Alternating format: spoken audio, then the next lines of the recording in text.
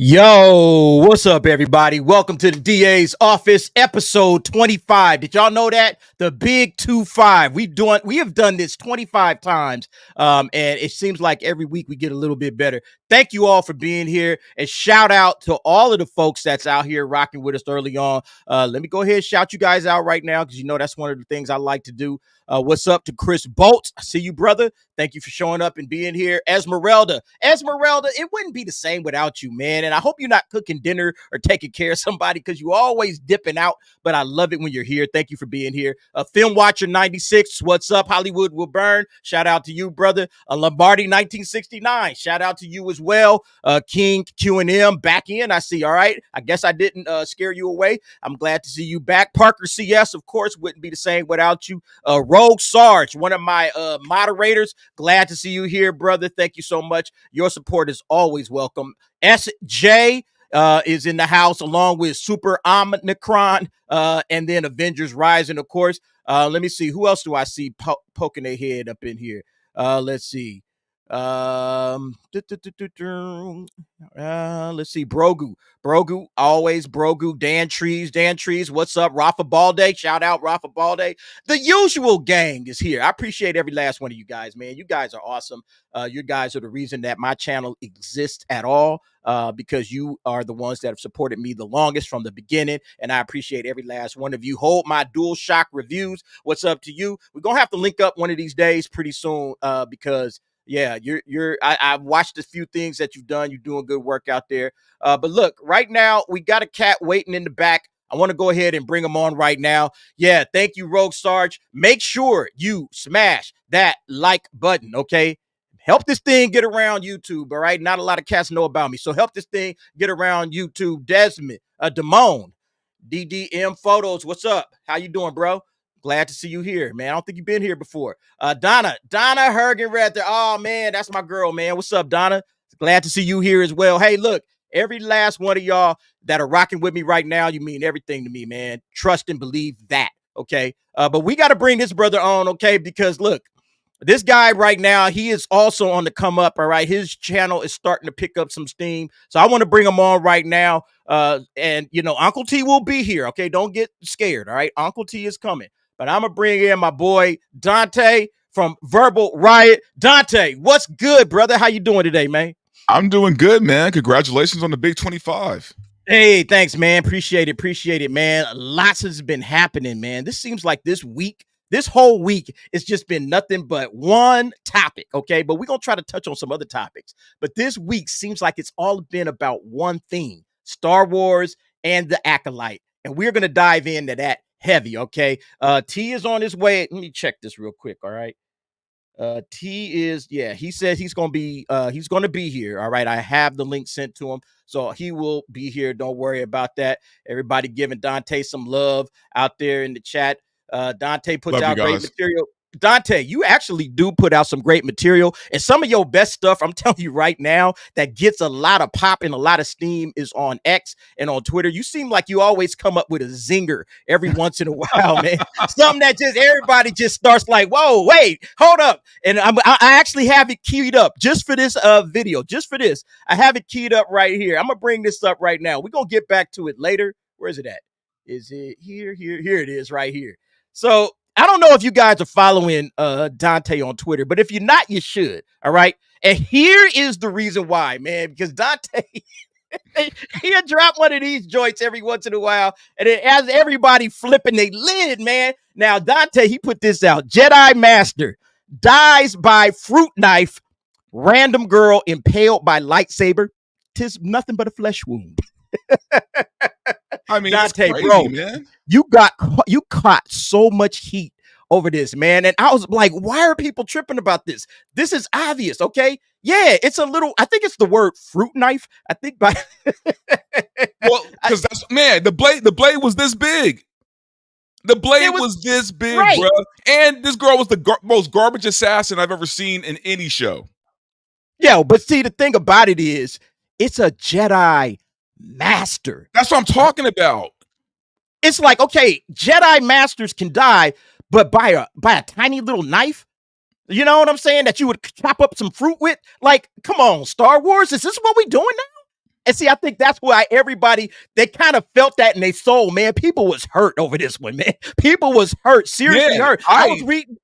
It's been viewed 4.5 million times. I didn't even realize like how crazy it got. Yeah. This thing got big. I mean, super big. And I loved it. I was laughing at it the moment I saw it. I was busting up. But then like everybody started coming in like this person, well, fruit knives are very dangerous in the right hands. It's like, yeah, lightsabers used to be too.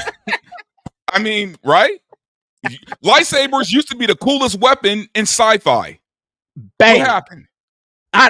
Yeah, Disney happened. That's what happened. What always happens to these great franchises, Disney.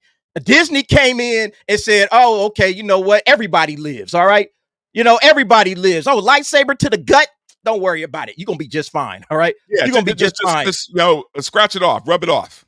Yeah, like this guy, it's the difference between cauterization and bleeding out. How do you cauterize an organ? Like your organs would literally be boiled up inside of your body. All right. If a lightsaber ran in the Phantom Menace when Qui-Gon put the lightsaber through a steel door. Right. And then you saw what happened when the lightsaber went through Qui-Gon. Dead. All right. Dead. So yeah. I guess he's the only fool to die by lightsaber, right? I guess at this point in time, we just got to accept that anybody can live in Star Wars. It doesn't matter what the hell's happened to them. All right. Why should a fruit knife kill this chick? I mean, what's the difference? If you can survive a lightsaber in the gut, you can survive a fruit knife to the heart. Why not? Okay. Why not? Throw her in some lactic acid or whatever, or back to fluid. She'll be just fine. I mean, that's basically where we are right now with Star Wars. But yeah, I thought this was just absolutely hilarious, man. I just wanted to bring that up since you was here, bro. If you guys are not following Dante, Verbal Riot at Verbal Riot Show on X, please do so. All right. Please do so because it's too funny. Yeah. Everybody like fruit knife acolyte. Yeah. Rogue Sarge says it's a paring knife. I mean, yo, like real talk, man. These are not like machete blades that they were throwing at. It's a tiny knife, man. And yeah, it could do some damage or whatever. Like, not even a vibro blade, like in some of the other Star Wars stuff. Because then I'd be like, okay, vibro blades, they can go toe to toe with a lightsaber, so they say. But It was just a knife, dude. A knife that I would cut my apples with. I think when you said fruit knife, I think that just took everybody out. Oh, dude, people got into their feelings, man. They still beefing right now, dude. Like look at the comments. They fighting. You would think it was a Trump versus Biden thing, man. This is wild. That's why I want to say, man, make sure you guys are following bro on X, man, and YouTube. All right, subscribe to his channel too. His channel is growing. I greatly appreciate it, guys. Hey, hold my dual shock reviews. Fruit knife. It looked like she needed maybe 3 stitches and a half. You heard me? Like, come on, man. Yeah, but see, the thing is that that's where we are right now when it comes to Star Wars. It's like any criticism. It seems weird that any criticism you throw at Star Wars right now is just everybody's they got their dukes up. You know what I'm saying? They got their dukes up. They ready to come after you with everything they got in their whole body and soul. And it's like, I'm just making the observation, like fire in space, right? Like the fire in space. Everybody's like, why is there a fire in space? Doesn't make sense. We're all kind of joking and laughing about it. And everybody, oh, well, it's fantasy. Oh, how come you guys can't just accept that? It's not a real shot. I'm like, yeah, we accept that. But it's just kind of ridiculous when you sit back and look at it and think about it. If the show is great, we're not talking about any of this, okay? We're not picking this thing apart. We're not going down to these little details, all right? That's the problem, Star Wars, is that people are picking these things apart, all right? They're picking off the tiniest little things like, oh, fruit knife, oh, fire in space. We shouldn't be talking about any of this. We should be talking about great acting, great storylines, great writing. Oh, my God, I can't wait to see what happens next. What's going to happen with this character, that character? We're not talking about any of that, bro. And that's the major problem, all right? That is the biggest problem right now with this show. Yeah, Avengers said DA's got fruit knife on the mind. I mean, it's just fun. It's just funny to me, man. It's just really hilarious. That's just the way I see it. Papa Palpatine's Pizza Padawan, shout out, bro. What's up? Glad to see you made it in here. Thank you much. And he's saying shout out to the rest of us. Appreciate that. But yeah, let's go ahead and chop it up. Let's get right into this first thing. You guys know I like to do the comment of the week. All right. Every week we kind of step in and say, okay, what's a big comment that hit one of my videos during the past week? All right. And of course, it's about the Acolyte. And it's about the lead into the Acolyte because everybody was already Lucasfilm. They had their dukes up. They were ready. They were so prepared for all of the backlash and the outrage. So this is what this guy said, ephasm. All right. Number one, or the signs of a failure. Number one, restrict previews for critics until just before release. Boom. All right. We saw that for sure. All right. Yep. Number two, promotional material that spends more time talking about how diverse it is rather than how good. Dante, was that not everything that we saw in the lead up coming into the Acolyte? But dude, this is typical for them now, man. I call it the bigot shield. It's the bigot shield, right? They got to raise the bigot shield, you know, because they know they got a flop on their hands, so they got to prep for that. Yeah, that's 100% true, man. That's 100% true. Yeah, they all they want to do is tell you, oh, look at all the diversity. You know, we're going to be representing LGBTQ, blah blah blah blah blah. We got all of these wonderful, DEI is in full effect, guys. It's in full effect. Everything is going to be phenomenal. Tune in, and it's like, can I hear about the characters? What about the story? These people aren't talking anything about the show itself. They're just highlighting how diverse they are. All right. It's a black woman. It's a lesbian. It's a small, girl or whatever. I mean, that's all. That's what we really care about when we think about Star Wars is who's sleeping with who. That's all I want to know about, right? How many people are sleeping with other people? It's like, this ain't Desperate Housewives. All right. This is Star Wars. I want to hear about the lore, the canon, the story. I want to hear what you're going to do differently. But these people don't understand any of this crap. That's the big issue. They do not understand Star Wars. No, they understand. That's why they just don't care. Is the thing, man. It's just not on their agenda right now. No, I think it's that too. But I also think they just don't understand it because, like George Lucas came out and straight up said it. Yo, these cats don't understand the Force. They just don't understand the Force. They don't understand Star Wars. He said that a week before the Acolyte dropped. And then we got the Acolyte and you see what happened. All right. You see what we got out of the Acolyte. All right. Check this out. Number 3, have people working on the project who don't know anything about the source material tell everyone how big a fan they were of the original stuff. Exactly.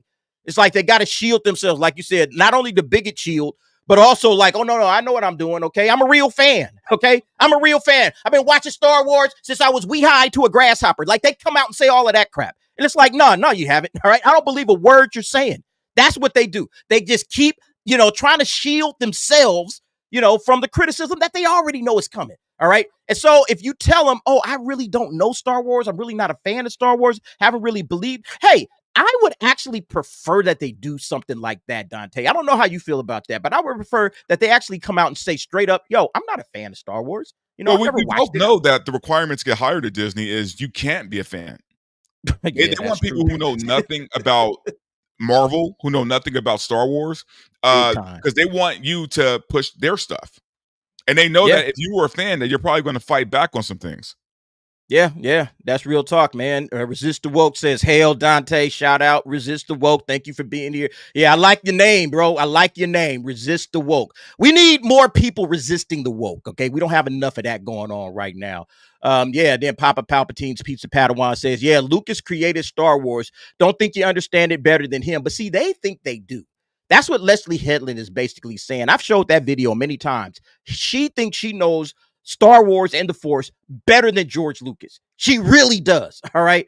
And that's one of the big problems is that nobody's, paying homage to the creator of the thing. They're not saying, yo, we look at George first and nobody else. We don't look at our own ideas. We look at George. That's what we should be doing right now when it comes to all of these popular franchises, these big IPs, like you just said, Dante, when it comes to Marvel. But the thing I find funny, though, is, okay, if you're not a fan, if you know nothing about the property, that's fine, right? Tony Gilroy didn't know anything when he took on Andor, right? He didn't know anything and still put out probably the best thing that Disney Star Wars has done in a long time. Exactly. And Tony already said from the beginning, hey, I don't know much, but I respect the property. That's all and he said that going into it. And sure enough, he did respect it, right? Yeah. But yet you got these so-called fans, right, who say they're fans, but we all know that they're really not. Who are making these property, these shows, man. And it's embarrassing because you see just how much they don't know shit. They don't know nothing about the franchises. Again, franchises that we grew up with, that we have loved, that we were the, like the wind beneath Star Wars wings. We're the ones that lifted Star Wars up. Oh, dude, we kept them in business, man. Remember, there was like a 20-year gap between Jedi and the Phantom Menace, man. So 16. In between that time, we're the ones who bought the toys, who bought the lunch pills, who bought the clothing, who we were supporting. Yeah. And to me, those are the fans that you would want to hold dearest. All right. The people that didn't give up on Star Wars when Star Wars was like not really creating content. It was just books, comics, video games. Yeah, there was stuff out there. But to me, it wasn't a movie. And Star Wars has always been a film franchise, in my opinion. So if you're not creating movies, if you're not creating that level of content, you should try to cling to these people the hardest. All right. And they just kind of dished us. They've tried, whatever. Man, I don't really care about these guys anymore. And that's the biggest problem. The people that love Star Wars the hardest, that would have been your biggest advocates for this franchise, you've left them in the wind, Disney. You've left them in the wind. And so, yeah, that's why I pulled this quote as the comment of the week. All right. Number 4, pre-make all your excuses by talking about how toxic the fan base is. That's another thing that we get every single time. All they want to talk about is the toxic fans. They don't want to talk about, well, we hope that everybody loves this. We're doing the best job we can. And, if you like it, great. If you don't, we'll work on it. We'll try to get it better. No, if you don't like it, you are nothing but a bigot. Like you said, the bigot shield is up. All right. You don't like it. You're a bigot. You're a racist. You're a homophobe. You're a misogynist. You're a sexist. You hate women. All of the nonsense. All right. Instead of just saying, you know what, that's on us. All right. If you don't like it, that's on us as the creators. This doesn't happen in any other franchise, as much in any other franchise as it does with Star Wars. This happens almost every single time with Star Wars. If you come out and say, yo, why is Bo-Katan all of a sudden being the leader or the main focus in The Mandalorian? Why is this happening? Oh, my God, you hate women. Why do you hate women, DA? Why do you not like women? They're like, what do you have? It's about Din Djarin. It's about the Mandalorian. What are we talking about? Dude, she cucked him in his own show. It's so fucking ridiculous. And it's like, what are we doing here? This, again, I'm not trying to say that women can't be in Star Wars, but you can't come in and step over a man's role, all right? This is a guy that this was his show, and now all of a sudden it's her show. And it's like, wait, what did I miss? What did I miss? And again, this is part of the agenda. This is why you can't trust people like Dave Filoni. This is why you can't trust even Jon Favreau. You got to be like, John, what happened? That was your show, bro. How did you let them just come in, like you said, bro, literally cuck this guy in his own show? How do you let that happen? Again, this is the stuff that kind of infuriates Star Wars fans. And I don't think Lucasfilm understands that. I don't think they get it, man. I don't understand why. I don't understand where that, what the disconnect is, other than the fact that they really don't give a damn. And again, people they're going to get tired of me asking this question, but I'm going to keep asking it over and over and over.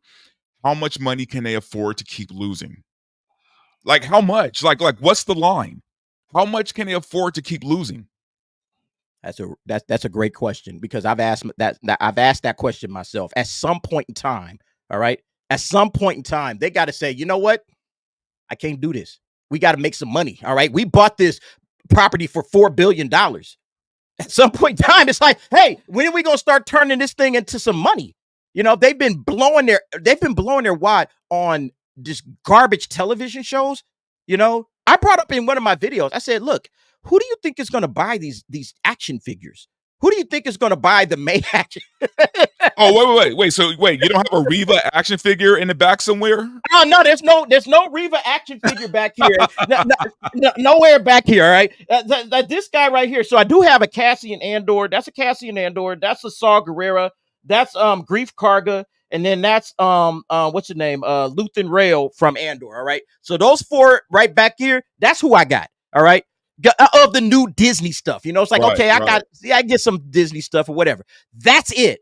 I haven't looked at it, and that was really all bought off the strength of Rogue One. All right, that was all bought off the strength of Rogue One, with the exception of the first season of Mandalorian, and then with the first season of Andor. Outside of that, I ain't bought shit.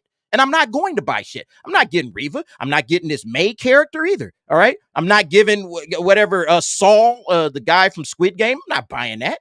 You know, them joints, I'll dig them out of this. No one is going to buy it. Nobody's buying that crap. That shit gonna be in the landfill somewhere. All right. That's what it's gonna be. It's gonna be filling up the landfills. They are not gonna be able to sell none of that shit. So yeah, man, that's the thing, man. They're not making money off of this. They can't be making money. They can't be making money because I'm not buying it. And I'm one of the coolest, like, hey, I buy the good stuff in Star Wars. If it's something good, I'll buy it. All right. I'm not buying nothing. I'm not even looking at Star Wars merch right now. And that, no, and not even t-shirts, not even like, I want nothing to do with Star Wars. I completely have lost my love for Star Wars, man. I got rid of all my Star Wars stuff. I don't need it. Between the shows, between the movies, between what's going on, you also got this idiot, Mark Hamill just being an asshole online and coming at the fans. God, and man. So now Luke Skywalker is dead to me too. Right. That's the big thing, man. It's like, damn, shut up, dude. Like, stop talking. Stop talking. Everything that comes out of his mouth makes me not want to, support Mark Hamill. Dude, I'll be honest. If he just shut up a little bit, like, I could have still held on to my love of the originals, man. He killed all of that. Yeah, that's real talk, man. And then the last sign of failure, number 5, criticize the source material. And yeah, this is one of the biggest ones, man, because now Leslye Headland is coming out. Like I said, George Lucas doesn't understand the Force. George Lucas is not the end all be all to Star Wars. We understand the Force better than George Lucas. And we also don't like some of the things that they have done in the past when it comes to Star Wars. So we're going to fix it. All right. She's going to fix all the misogyny that was happening in Star Wars. George Lucas actually had to come out and defend himself by saying, yo, man, I put the people in Star Wars, but there was no racism there. There was no sexism there just because, it was pretty much about Han, Luke, and Leia. Well, how many black characters did you have? George Lucas was like, no, look, I'm not a racist. All right. He had to actually come out and defend himself about this, some 40 plus years later after, like, what are you guys talking about? But that's the problem, is that these cats see Star Wars as some sort of, I guess, I don't know what it is, an extension of white supremacy or some bullshit. Like, that's how they see it. Look, it's 2 black guys right now, ladies and gentlemen, that's watching. Make sure y'all share that. It's 2 black guys watching this thing or talking to y'all right now. We are from the old school. Dante, your buddies, your friends, when you was growing up, was there any mention of race? Was there any mention of this bullshit going on in Star Wars when you was coming up? All right. We didn't know each other coming up, although we were about the same age. We go ahead. We all wanted to be Luke. We all wanted to be Han. We all wanted to be Lando. We just loved those characters, man. We loved who they were. You know what I mean? It's what they're making it now. And don't get me wrong. Like I said, man, I get it. Things should be more diverse now as far as, film, because, black actors weren't treated that great back in the day, back in the 70s and 80s and all that. Sure. It was limited roles and all this stuff, and I get that, but the way they're going about diversity right now is garbage, because they're making that the priority instead of talent, instead of character. They're making that the priority, which is almost the opposite of what they were doing back in the 70s and 80s. Yeah, no, that's real talk, man. That this is the thing, man. We loved storytelling. We loved franchises. We loved, hey man, Star Wars is superb. It's excellent. And when Billy D. Williams, when Billy D. Williams pops up in, The Empire Strikes Back as Lando Calrissian, I didn't think like, I got a black guy. I can see myself. Finally, I can see myself in this franchise. No, I didn't think about that at all. You know what? I was like, hey man, this guy, because after the movie, you watch it and say, hey, man, that guy betrayed Han Solo. I hate him. Like as a little 10-year-old kid, that's how I felt, man. Like that dude betrayed Han. Han is my boy. When I was on the playground as a kid, I was always Han. All right. So again, I didn't see color. All right. I was Han Solo when I was playing with my buddies. Okay, you're going to be Luke. You're going to be Han. We find some girl. You're going to play Leia. You're going to play Chewbacca, whatever. That's how I was. I hated him because he betrayed Han Solo. And it was like, oh, well, he's a black guy. So what? I don't give a damn. He betrayed Han Solo. He betrayed my guy. All right. The crazy thing is, if they did that same movie today, Lando would be the hero, right? Because, he put it, he made it right for black people in space, right? He right. he betrayed the oppressor for the people, right? It's just ridiculous. It's just ridiculous. So anyway, shout out to eFasm. Thanks for that comment of the week. I appreciate that. Let's get to this one quick super chat that is here. Rogue Sarge, shout out, brother, $20. Hello, everyone at the DA's office. I'm looking forward to tonight's show. Rogue, thanks for being here. As always, I do appreciate it. I appreciate the 20. And, again, we're going to be hanging out at Icon. Looking forward to doing that, man. Shout out to Rogue Sarge. Hold them down, man. I know it's probably going to get a little crazy today. We got 117 of you guys right now. Make sure you guys sharing this stream out there. Do appreciate all the support. All right, Dante. Let's see what folks are saying, man, because, we always got some comments and everybody's like, hey, man, you didn't read my comment. I'm gonna read comments today, baby. I'm trying to get better with that on my show. I know it's hard, right? It's really a little rough, but it's really hard. See, you guys be giving me the blues. Thank you, Dante. You guys be giving me the blues for not reading comments, but it's like I'm a one-man show. Okay, I don't have like a side guy that can star some comments and pop some interesting comments out. I don't have nobody like that. Don't have a mod, man. I got to do it all. Yeah, exactly. So I'm doing the best I can, but I do appreciate you guys commenting. Thank you very, very much. Brogu says, I'm black, and back in the day, you didn't hear anything negative about the black actors in movies like Billy D. Williams playing Lando. You didn't hear anything, man. It was all love because we just loved Star Wars, right? Straight up. We just loved Star Wars, and that's all it was. Let's see here. Avengers says, hey, DA, make sure everyone is able to come back to watch this video when they come back. Last week's went missing. Really? Okay. I'll have to check into that, Avengers. I'm not sure what happened to last week's video. I'll look into it. It's still up. It's still on my channel, so I didn't delete it. So I'm not sure what happened, but I'll definitely check into that. Parker CS, audiences are tired of homework, and also replacing male superheroes with diverse woke replacements. I mean, the male characters have been getting so abused. All right. You look at this guy in the Acolyte. What was this guy? I forgot, the Jedi. Charlie that was Barker or something like that. Yeah. That's the actor's name. Oh my God, man. That was like, what was the purpose of this guy even being on the show, man? He was just there just to, like, I guess, just die, He was literally there just to die. He didn't really even say anything. The sleeping Jedi. Yeah, that guy. That's what I'm talking about. Yeah, the guy that was just sitting there. The shieldmonger Jedi. Yeah. He just had this little fake beard, and they said, oh, okay, yeah, this guy's going to die. And then it's the only white guy in the show, which I found hilarious. It's the only white guy or only white Jedi that they showed us. And he literally just drinks some poison and just, that's it. And the worst part about it is he died from white guilt.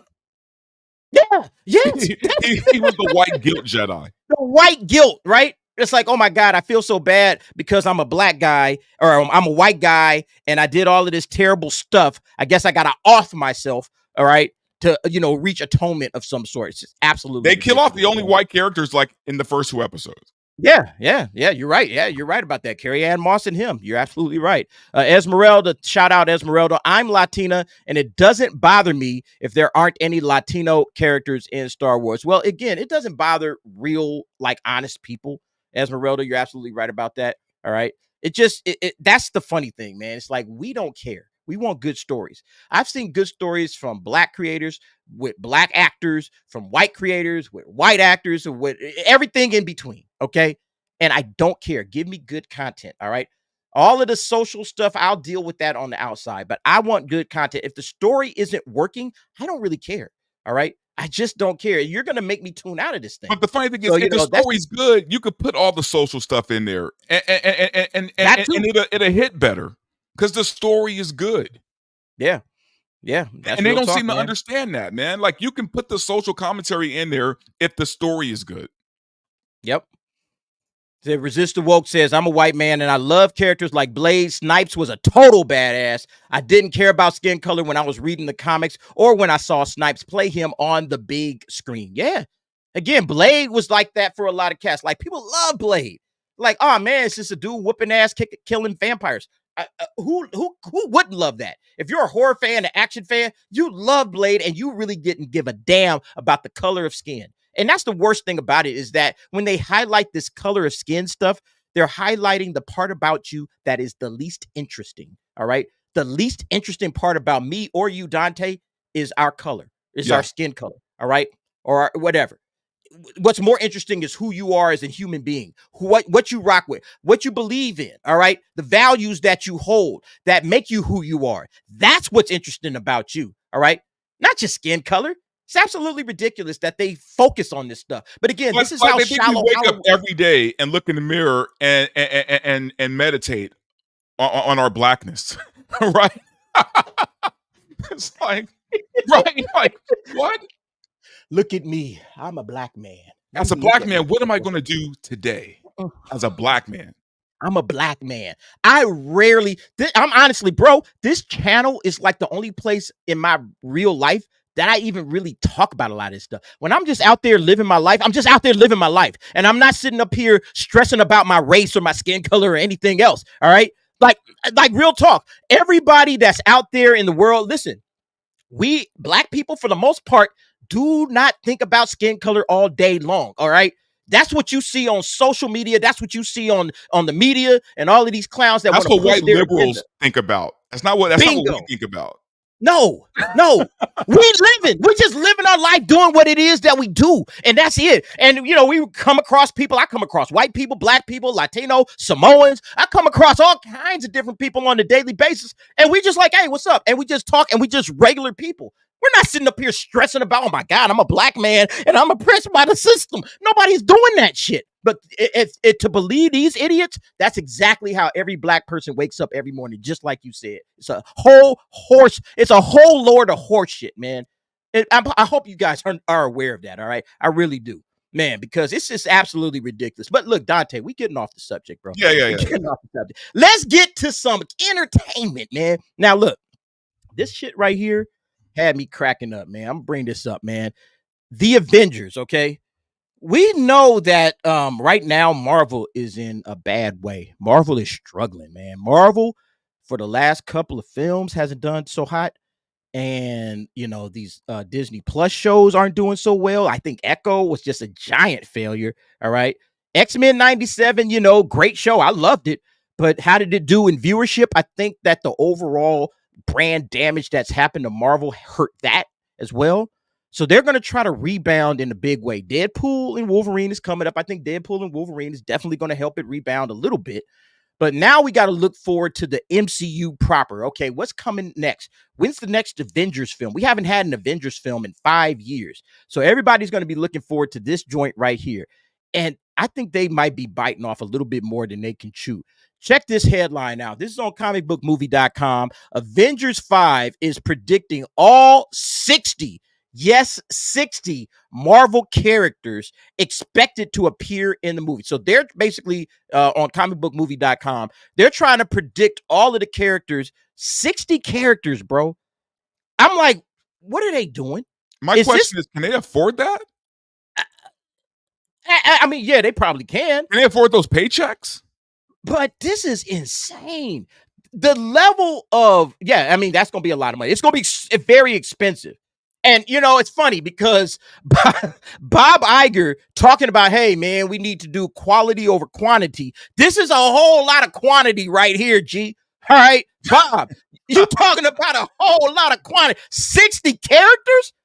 Bob, what are you doing, man? You should be tapping Kevin Feige on the shoulder. Hey, Kev, hey, slow down.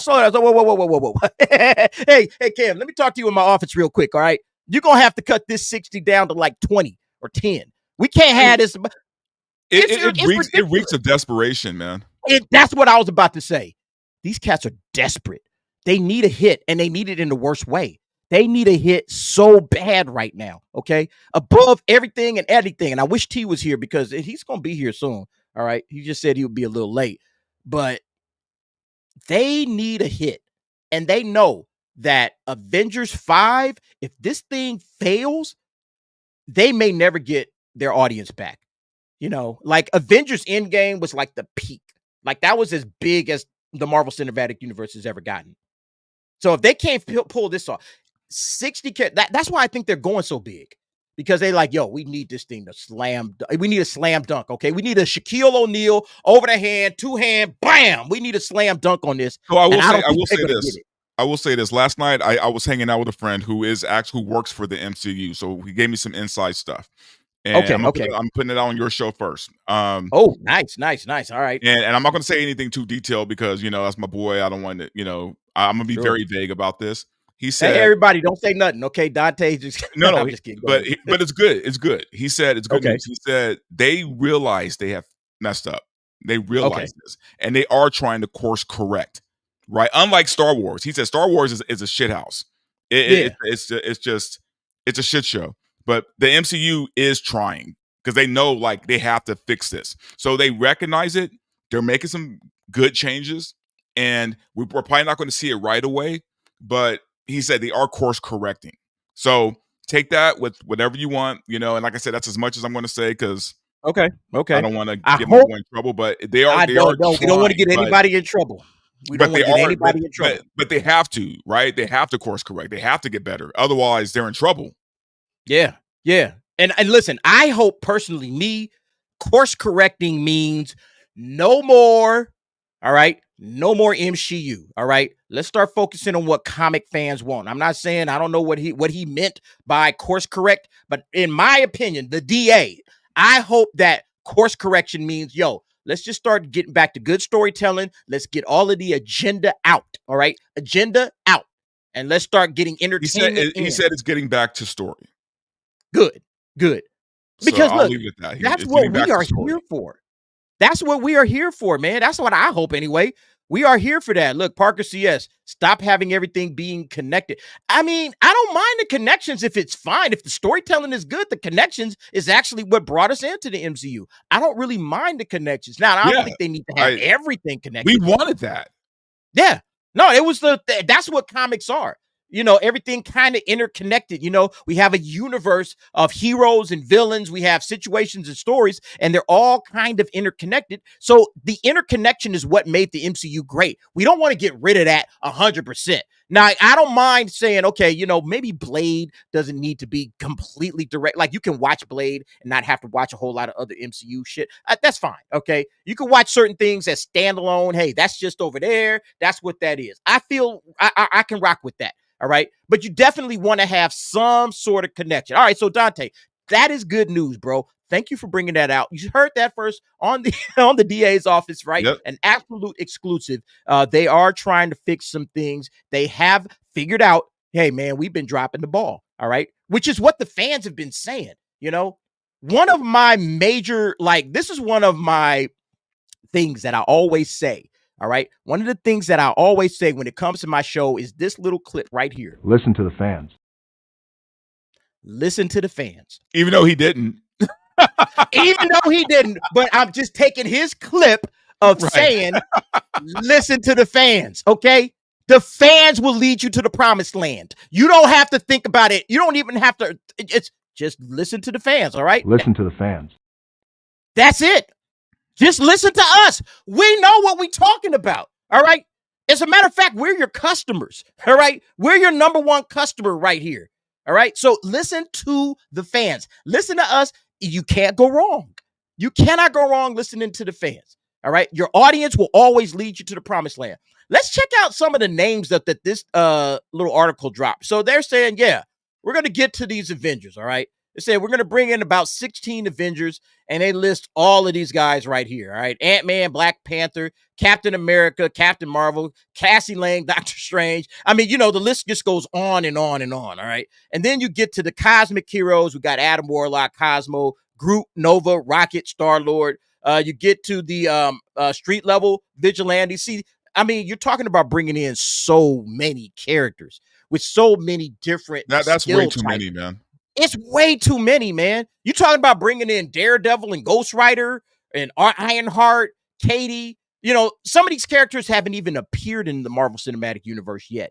And they're saying, oh, yeah, let's bring them all in. Now, again, this guy is just, speculating. This is his prediction as to who they could possibly bring in. Mutants, they're talking about bringing Deadpool, Wolverine, and the X-Men. I've heard that Deadpool is already on the table. Absolutely. They're going to bring in Deadpool. All right. His popularity, they're going to absolutely bring him into Avengers 5. You better believe that. So that guy is already in. But look, we ain't even into the 40s yet. All right. Then he's talking about bringing in variants. So you got Agent Coulson, Black Widow, Captain America, Steve Rogers, There's no so way. on, so forth. I mean, it's just bloated. It's just going to be super bloated. All right. He ends up with a total of 63 characters, and I just think, like, come on, man, that's just ridiculous. That's utterly ridiculous, man. I can't believe that Marvel would do something that desperate, but it does feel desperate, like you said, Dante. It absolutely feels desperate. It feels like a Hail Mary. Yeah. Like, let's give it a shot. Let's see what happens. And it's like at the end of this, Esmeralda. I think Ghost Rider eventually has to come in. I want to see Ghost Rider. Do I want to see him in the Avengers? No. No. Give me just a side story, just a Ghost Rider series. I'm happy. All right. I don't even need it to be a movie. Did you like those Ghost Rider movies?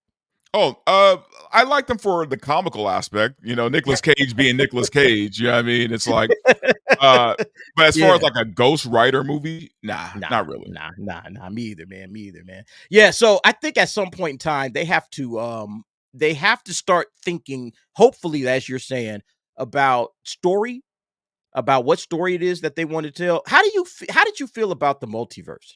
I don't think I've ever talked to you about the multiverse. Oh, I've never liked it, man. I feel like it's a cop out. I feel like it's lazy, and I feel like honestly, at the time especially, it was their way of taking characters and either race swapping them or gender swapping them, or or opening that door for that. You know what I mean? Yeah. But I just felt like it's convoluted.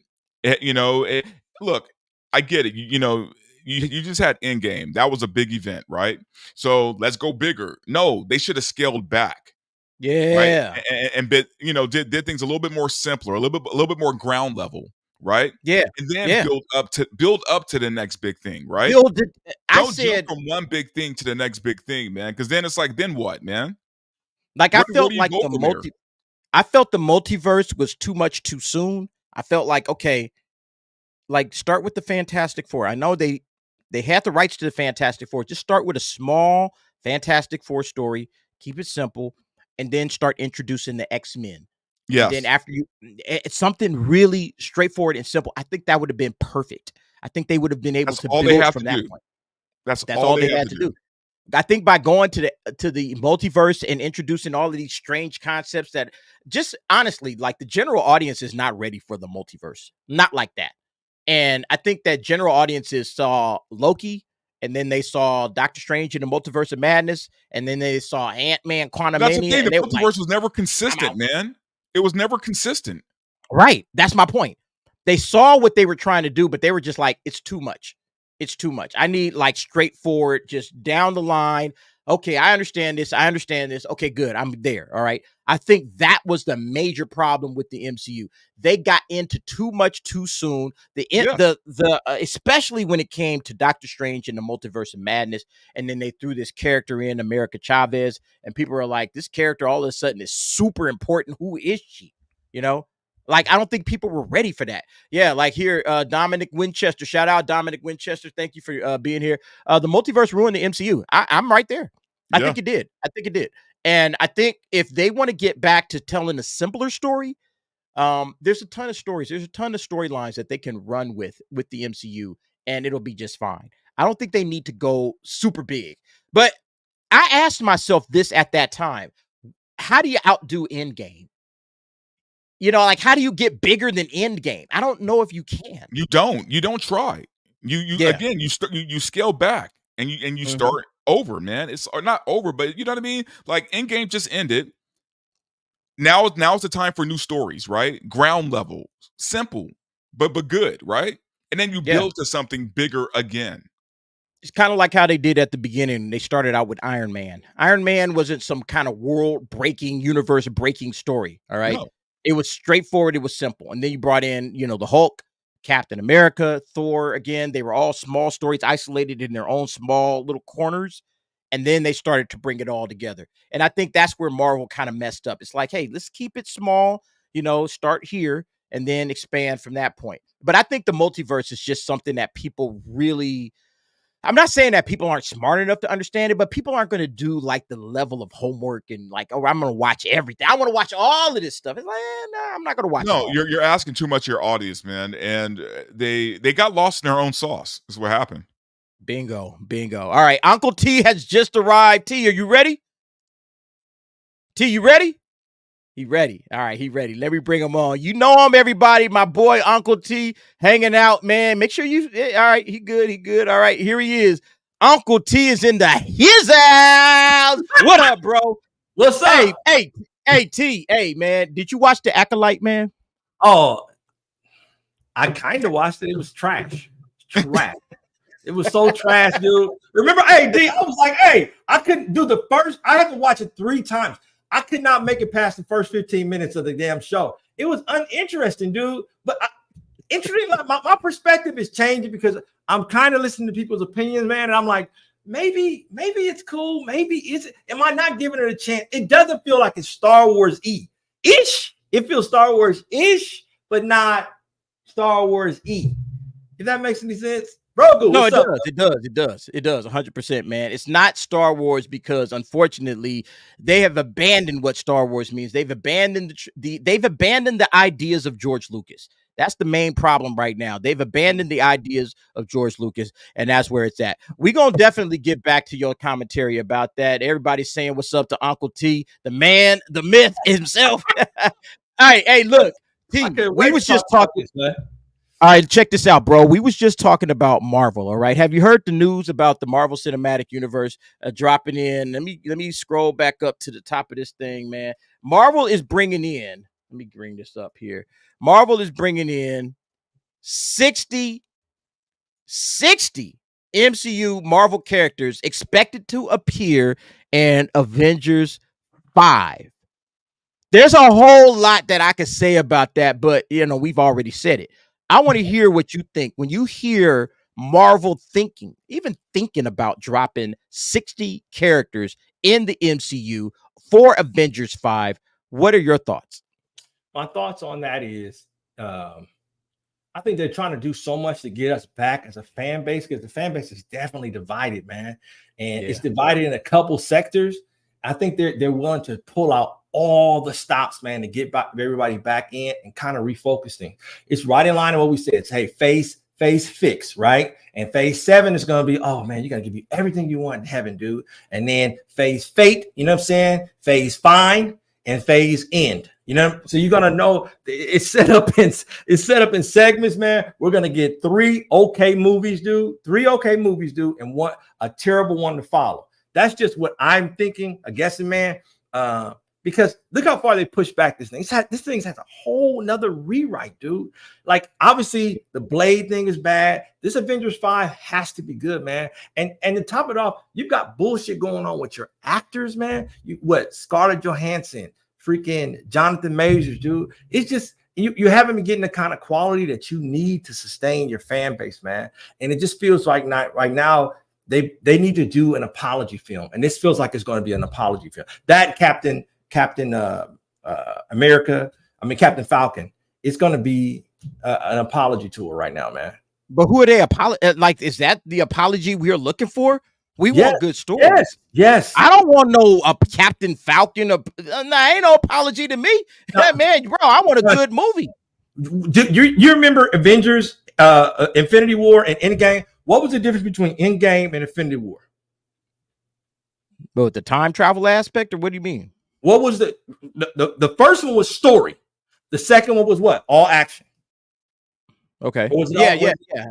Okay. So I feel like that's what they're going to have to do. They're going to have to be more action oriented in this new Avengers movie. That's why they're putting out all the stops with all these characters, man. And they're going to have small 1 to 2 minute cameos, bam, because they don't have time to tell the story, man. How you going to put in 60 characters? Like, what are you going to do? They're going to copy what we saw. But how do you but T, it's like you said, everything's just going to be moving rapid fire. How do you get through 60 characters in a 2-hour, 2.5-hour movie? Because it's 2.5 hours. The movie's going to be 2.5 hours. Is it just going to be one longer than that 2.5-hour fight scene? See? And I think, you know what? I think they're going to do that, Rebel Ride. I think they're going to do that because they don't have time to do 2 movies in a row like that. They don't. No, it's going to be a 3-hour movie. It's not going to be 2.5. But here's the thing. You know what this reminds me of? Did you guys ever see Mortal Kombat 2, the movie? Oh yeah. Yeah, okay, it's going to be like that. If they want to throw all these characters in, it's going to be that level of cringe, man. Cringe. You remember that movie? It was garbage. I remember that movie, man. I'm a Mortal Kombat fan. That was a terrible movie, man. Horrible. Yeah. So again, that's what I'm saying. Like, but Dante, if you're saying like at this point they recognize the error of their ways and they recognize that they need to fix this, I don't think this is a fix. But here's the thing, though. I don't think putting all of these characters in here. All right, you got all of these characters. I think this might be rumor, man, because they're and I hope so. I can't logically see this being real. Like logically, I think again that's the problem is that they've heard this. They're saying 60 characters. We'll see.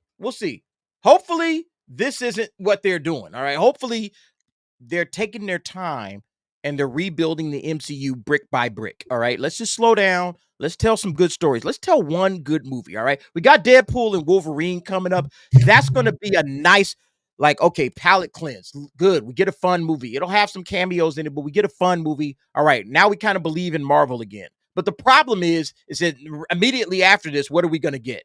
We're going to get Agatha. Okay. How many people care about Agatha? After that, what are we getting? I think it's Falcon. Oh, sorry, Agatha's Falcon. Before that. We're probably going to get Ironheart after the Avengers. Oh, that's been done since last year, right? Since early. That's probably going to be shelved, man. That's going to be shelved. I heard from a source it's not going to be shelved. They are going through with Ironheart, so because they have to. They have to. They have no choice. All right. Well, let's move on, folks. So that's Marvel. The black delegation. I'd like to apologize for Ironheart. Hey, we didn't make that movie. I ain't apologizing. I didn't do this shit. I didn't do it. All right, let's bring this back up. T, did you see this tweet from Dante Verbal Riot? Did you see this tweet right here? A Jedi Master dies by fruit knife. Random girl impaled by lightsaber, flesh wound, perfectly all right. All right. She's good. That's a flesh wound. Tis a flesh wound, all right. Sabine, all right. She gets ran through. It went through her, bruh. All the way through. All the way through. But yeah, that's where we at right now. Oh, yeah, look at that. Looking like a cigarette burn right there, man. So it's like ridiculous. She was up and joking the next day. They got special technology in the future, man. They fix anything. Nah, bro, man. Human organs don't work like that. All right. Let me tell you something, fellas. I just got to know an opinion. I've said this before.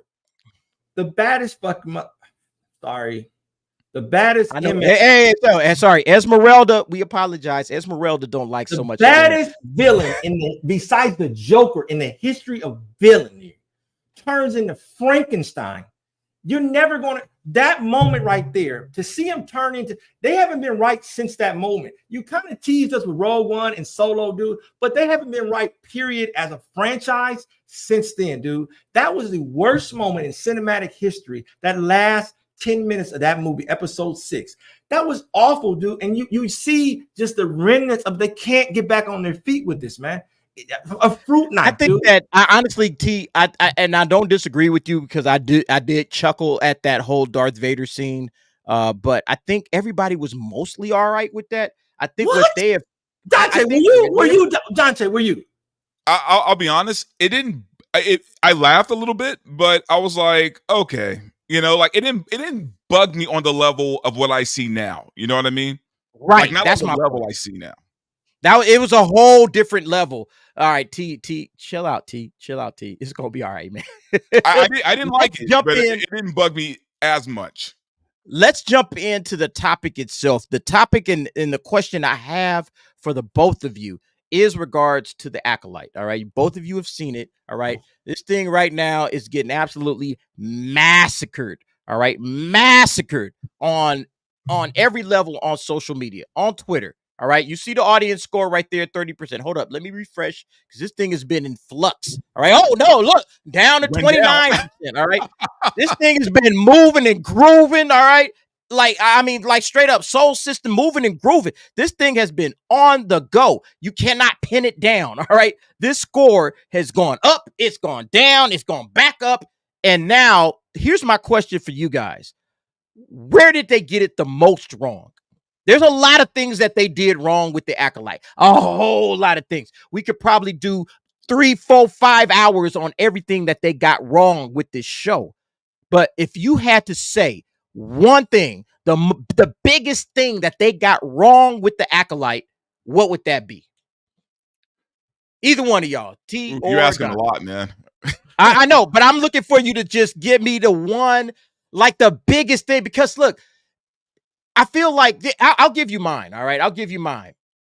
The biggest failure that they had with the Acolyte, in my opinion, is trying to wrap this thing around women. And I'm not trying to say this as a sexist, all right? I'm not trying to say this as a sexist. I feel like women have a place in Star Wars. However, all right, you got to understand that Star Wars is a male brand. Chris Gore said this, all right? The day that they decided to move Star Wars from a boy brand to a girl brand will be analyzed in history, all right? They will be looking at this decision that Disney has made, and they will say, maybe we shouldn't have did that, all right? I feel like this, that Star Wars is a male brand, and even if they had a male hero, I think it might have actually worked. I'm not saying that it would have worked 100%, but if you put a male hero in and you make the male like bring the masculinity back to Star Wars, you know. I was just about to say that. There's zero masculinity in this show. Zero. That's what I feel like. Yes, they're either gay or they're a cuck. Like the men are useless or they're gay. Like literally, or both. Like there's no real masculinity in this show. Yeah. No. That's what I feel. I feel like that's what's missing. That's the missing ingredient right now when it comes to Star Wars. And when it comes to this particular show, they have removed, like, I felt like that with The Mandalorian. When The Mandalorian came in, I was like, oh, all right, I got a guy doing guy shit. This is a bounty hunter. He's out here catching bounties. And now, you know, they kind of bring him down a little bit. He's got to take care of this little baby, but he's still a bounty hunter. And they had some episodes where he was being a bounty hunter. And I'm like, okay, as a guy, all right, as a male, as your quote unquote, you know, main audience, right? Kathleen Kennedy even acknowledges that the men are the main audience for Star Wars. Okay, I can rock with this. All right. The Mandalorian worked. But then when I get to this, it feels very just kind of softened, and there's a lot of talking, and there's not a lot of action. And then all the action that they do have, these phony ass fake little, you know, boo, boo, boo, boo, you know, like they're doing all of this shitty kung fu. And I'm like, I'm not buying any of this crap. All right. You know, it's like all of the people that are making decisions are making stupid decisions. Like even the decisions, not so much the fight scenes, but even some of the decisions are like, hey, a man wouldn't have made that decision. Like I go back to when she was, you know, like in prison, and she's imprisoned with this guy, you know, and the guy is a criminal or whatever, and he's got like the thing on his face or whatever. She tries to like, oh, I gotta let him out. I'm gonna show him I'm a good guy, and I'm gonna let him out. And then he just knocks her over and just escapes out the escape pod. And I'm like, see, a man wouldn't have did that. A man would have been like, yeah, that cat's a criminal. Yeah, that cat's a criminal. Deuces, bro. Hey, good luck to you. I'm outro. All right. But again, this kind of soft approach to Star Wars, where there's no grit, where there's no males, it's just weak. All right. You know what it feels like? It feels like there's no threat in this show. Yeah. There's no threat. That's what it feels like. Because it's either women or effeminate men. But very effeminate. Can we all agree?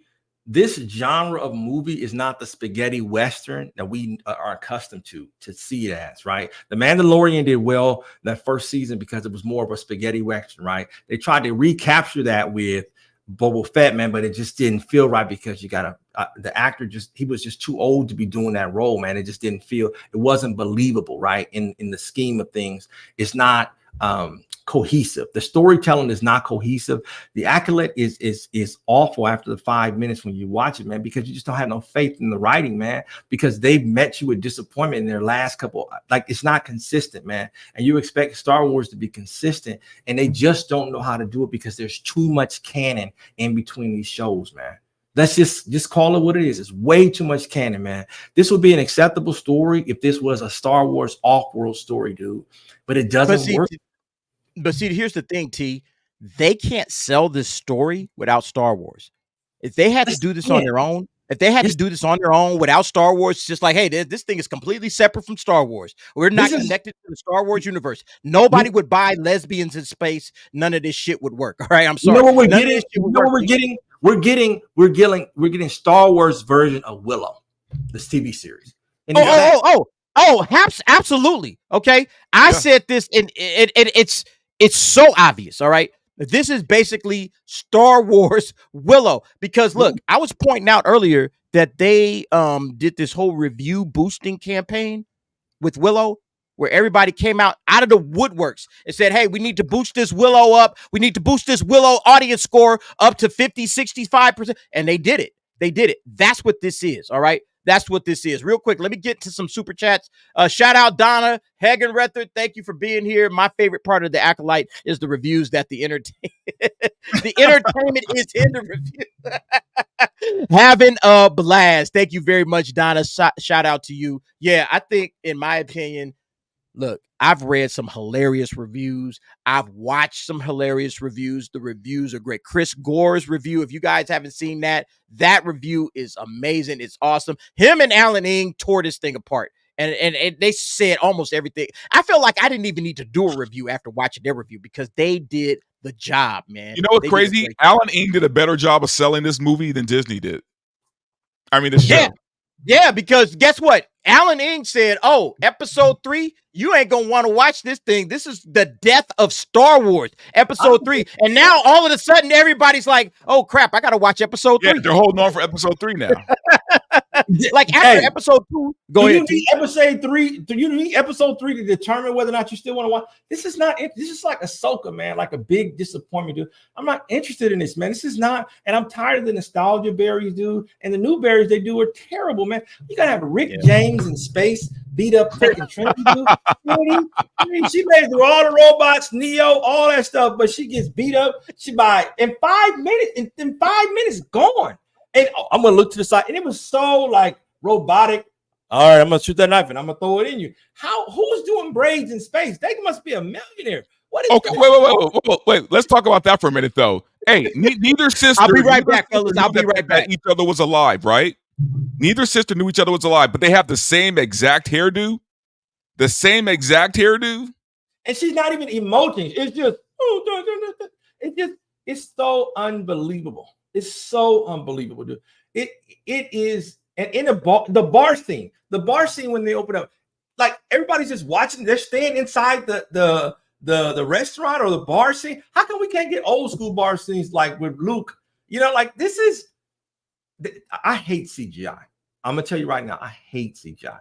I hate what it's done to the effects guys who actually had a craft. They would sit there for 4 to 8 hours fixing people up, and it looked much better than what we see on the CGI stuff, man. If it's not necessary, don't do it, dude. To me, it's less costly to the actor, and it brings more authenticity. This Leslye Headland wife that plays that green lady, man, like it doesn't feel authentic, man. These actors, she's the worst actress in the show, right? But these actors don't like. Did you share some of the answers, dude? These actors don't like the craft they're doing, man, because nobody wants to be typecast because of Star Wars, dude. And you know what? I got news for you, entertainment. These people have followings. People love these actors, man, because they can appreciate the craft when it's done well, dude. Some things aren't always a hit at first, but later on they pick up, man. If you could fix this thing, you could write the ship, but you're not going to write this because it feels like a cash grab with Disney, man. It just feels like a total cash grab, dude. And it'd be all right. You're off on that one, man. They don't care about profits. They don't care about money. They care about agenda and message. That matters more than profit for them right now. They don't care about making money. No. The shareholders have to make money. Dude, their shareholders are BlackRock and those companies. They don't care about making profit. It's about getting the message out there, right? And that's why they love the High Republic. The High Republic is their way of basically destroying everything that George Lucas did. It's their way of retconning and destroying everything George Lucas built. Look, I've been saying this for a while. If they did time travel, if they would say, "Hey, man, this is a universe where an alternate universe where they lost." You know, that would be better, dude. Because I remember watching episode 7. I was like, "What was the point of them winning the war? They didn't do anything. They didn't. Life got they worse. failed. They won the war and then they failed. Yeah, exactly. No, I've been saying the exact same thing you've been saying, Dante, is that the High Republic, the entire reason that the High Republic exists is so that they can go back and say, hey, you got to view all of Star Wars in light of the High Republic. You got to look at the High Republic and say, hey, this is where everything came down. And now that changes everything that you see going forward. That's the way that they wanted to set this thing up. It allows them to take the High Republic, hang it up. Hey, this is the first thing right now. In terms of the Star Wars canons, ladies and gentlemen, in terms of Star Wars canon, the High Republic is the very first thing, okay? Nothing's before this until James Mangold comes out with his bullshit. Nothing is before the High Republic. So right now, the High Republic, the Acolyte, and what they say about the Jedi, what they say about the Sith, this is supposedly going to set the tone for everything else. And that's why they said it in this particular time period. It's bullshit. I understand. But that's why they did it. So now they say, well, you know, you got to look at Luke and you got to look at the Empire and you got to look at everything else that happened in light of the High Republic and what we told in that series. And it's utter garbage because we already know. It's like, that's not Star Wars. Y'all Johnny come lately. Y'all not really setting the tone for Star Wars, but that's what they want to do. That's the reason why they did what they did. It's garbage. And that's why they were so insistent on the High Republic. Like they fought for this because they knew that they wanted to change what George Lucas created. Yep, 100%. Let's keep going with the super chats. We got Rafa Balde with a €5. You're taking one for the team. In the name of the chat, here's a super chat for the trouble. Rafa Balde, thank you very much. You always support, bro, and I appreciate you 1,000%. Yeah, man, we've been taking one for the team. All the YouTubers out there just taking it for y'all, man.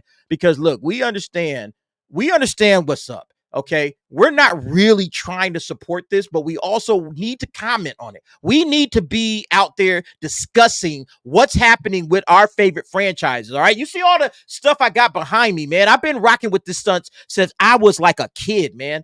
And so all of these franchises, they mean the world to me. All right, this is who we are. All right, you know, maybe you not a nerd like us. Maybe you are. I don't know, but we are taking one for the team legitimately. All right, legitimate. I feel we got to do this, man. We got to do this. We got to call it out. We got to call the bullshit out. We got to watch it. All right, and then we got to call it out. So I do appreciate that love that you gave, Rafa. As painful as it is to watch, we have to do it. We have to, man. Sure. John Snowden for $4.99. Thank you, John Snowden. Guys, if you want to watch a better version of the Acolyte, watch Crouching Tiger, Hidden Dragon, House of Flying Daggers and Heroes, Iron Monkey Fracture Points. I love Crouching Tiger, Hidden Dragon. I don't think I've seen the House of Flying Daggers and Hero, but I absolutely love Crouching Tiger, Hidden Dragon. You guys seen that? Yeah, of course. It's amazing movie, man. Amazing film. I saw a midnight show when it came out back in the 90s. Oh, nice. Okay. Resist the Woke, $5 shout out. Resist the Woke, Derek. I love your passion. You're an inspiration to us all. Stay strong and never sell out. Oh, you look, don't even worry about that, man. Don't even worry about a sellout. I don't know that. I don't know the meaning of the word. All right. I keeps it 100. All right. 100 always. All right. You know what's funny? Believe that. And I got to bring this up. So, you know, and I mentioned this on my show the other day. Like, you know, every now and then I'll watch the other reaction channels. You know what I mean? Because I just want to hear what they have to say when they're, you know, watching and reviewing. Right. And I made it a point to watch the Shields, right? To watch the Shields, right? Because I want to hear what they have to say. Man, they were struggling. They were struggling to find something good, man. And they were trying. They were like, you know, oh, the fight choreography is really good. But you could see it in their face like, oh, this is bad. But they couldn't say that because they're Shields, right? So, but it was fun watching them try, man. In fact, I suggest everybody go watch the reviews of the Shields and just watch the pain in their face when they try to say something good about the show. Well, because Dante, they have been paid. They've been laced up. Disney gave them their goodie bag. Yep. Now, guess what? You got to deliver. And they're like, holy crap. How do I make chicken salad out of this chicken shit? How do I do it? I can't. This is garbage. Holy crap. Oh my God. This is a job too big for me, man. And that's how they looked at it. That's how they looked at it. This right. You could do this right. I don't have an issue with the Boris being female. You're not incorporating in a way that will be, hey, Leia was the first to do this, and then go behind her. I would like, it's not seamless what they're doing, right? When you watch Battlestar Galactica, when the remake, they made the Cylons, they made them a female version. You know, like, oh damn, you know, it was nice. You had Katie Sackhoff and you had the other lady that was super fucking hot. And you had a better version.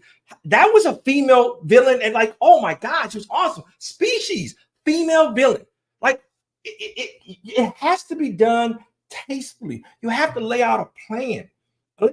First. She wrote this crap, man. This has nothing to do with Star Wars, dude. It doesn't feel Star Warsy. It feels like you shouldn't even mention it in it, man. But what she did to a Jedi in freaking 5 minutes. God, leave me alone.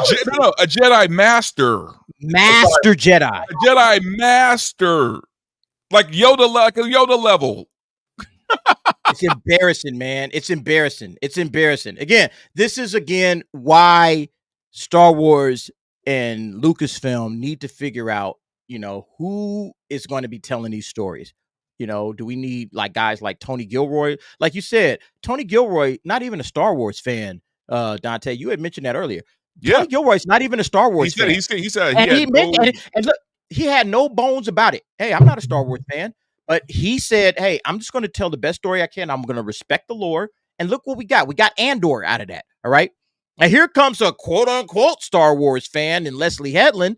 And I mean, she just gives us utter garbage. All right. Utter trash. But I'm a Star Wars fan, woo-hoo-hoo, because she doesn't really respect George Lucas. And I think everything starts with, go ahead, T. Why didn't they just break this up? I'm just asking you guys. Why didn't they just break this up into a movie, 2.5 hour movies, and hey, part 1, part 2 in the theaters, dude? Why didn't you just do that? I'll tell you exactly why. Because with Disney Plus, it's easy to hide the numbers. You know what I mean? If they put that in the box office, they will fail, and the numbers don't lie. Those box office numbers don't lie, and it'll show how badly they're failing, right? You can hide things in Disney Plus. You can play with ratings, right? Like, they don't have to like expose all that stuff. The box office though is a different beast, and they know they can't pull that shit in the movies, in the theaters. That's bingo, right? Look, I got this. I had this queued up right here. All right. Deadline, the Acolyte blast on the Disney Plus with a 4.8 million views in the first day of streaming. So see, this is exactly what Dante is talking about. You could throw up some bogus ass number. Oh, 4.8 million views. Woo! Look what we did. And it's like, wait a minute, time out. What does that even mean? But do you see what Disney's doing to us? Disney's putting these women who look like women. She just likes a little girl, man. She's pretty, she's cute, but she doesn't in stature. She's shorter than that master she killed. You know what I mean? She's tiny. It's hard for me to believe her as a human being, not Yoda, who's like 1 feet. Like, no, there's nothing about her to make you say, man, damn, man, she is out there kicking ass with space braids. Come on, dude. This is not hidden, dude. And just to cap on that, to get on to follow that, you know, I've been doing this series and I don't know why I started doing it, but I started doing this series of shorts I started creating on YouTube called you know, this is how you write a real girl boss, right? And I've been showing all these different examples of different real girl bosses, or, you know, just strong women characters in film, right? And one of the ones I put up was obviously Sarah Connor, right? Now compare Sarah Connor to this young girl. Mm-hmm. Are you serious? There's no comparison. There's no comparison. Sarah Connor to this young girl. Yeah, Sarah Connor was legit. Lena Headey's character in Dread, Mama, to this character. Was that movie not fire? That was a phenomenal movie. One of the most underrated movies probably ever made. God, that movie was, man. And you know what? She was genuinely scary. I was scared of her. Carl Urban, like that. Chad, if you want to see a good movie, see Dread. Watch Dread. That is that's a great movie, man. Great. And you will see a strong female character written female character with good supporting cast in the movie. Like, surprisingly, like wait a minute, the supporting cast is phenomenal, dude. And I love her, dude. She was great in Masters of the Universe, dude. She was great. What was her name? What's the bad? Eva Lynn in that cartoon. Her voice is menacing, dude. It's great. See, that's the thing, man. Like, see, it's funny. They want to do all this diversity. They want to make it about girl power. Yet they don't even know how to write strong women. No.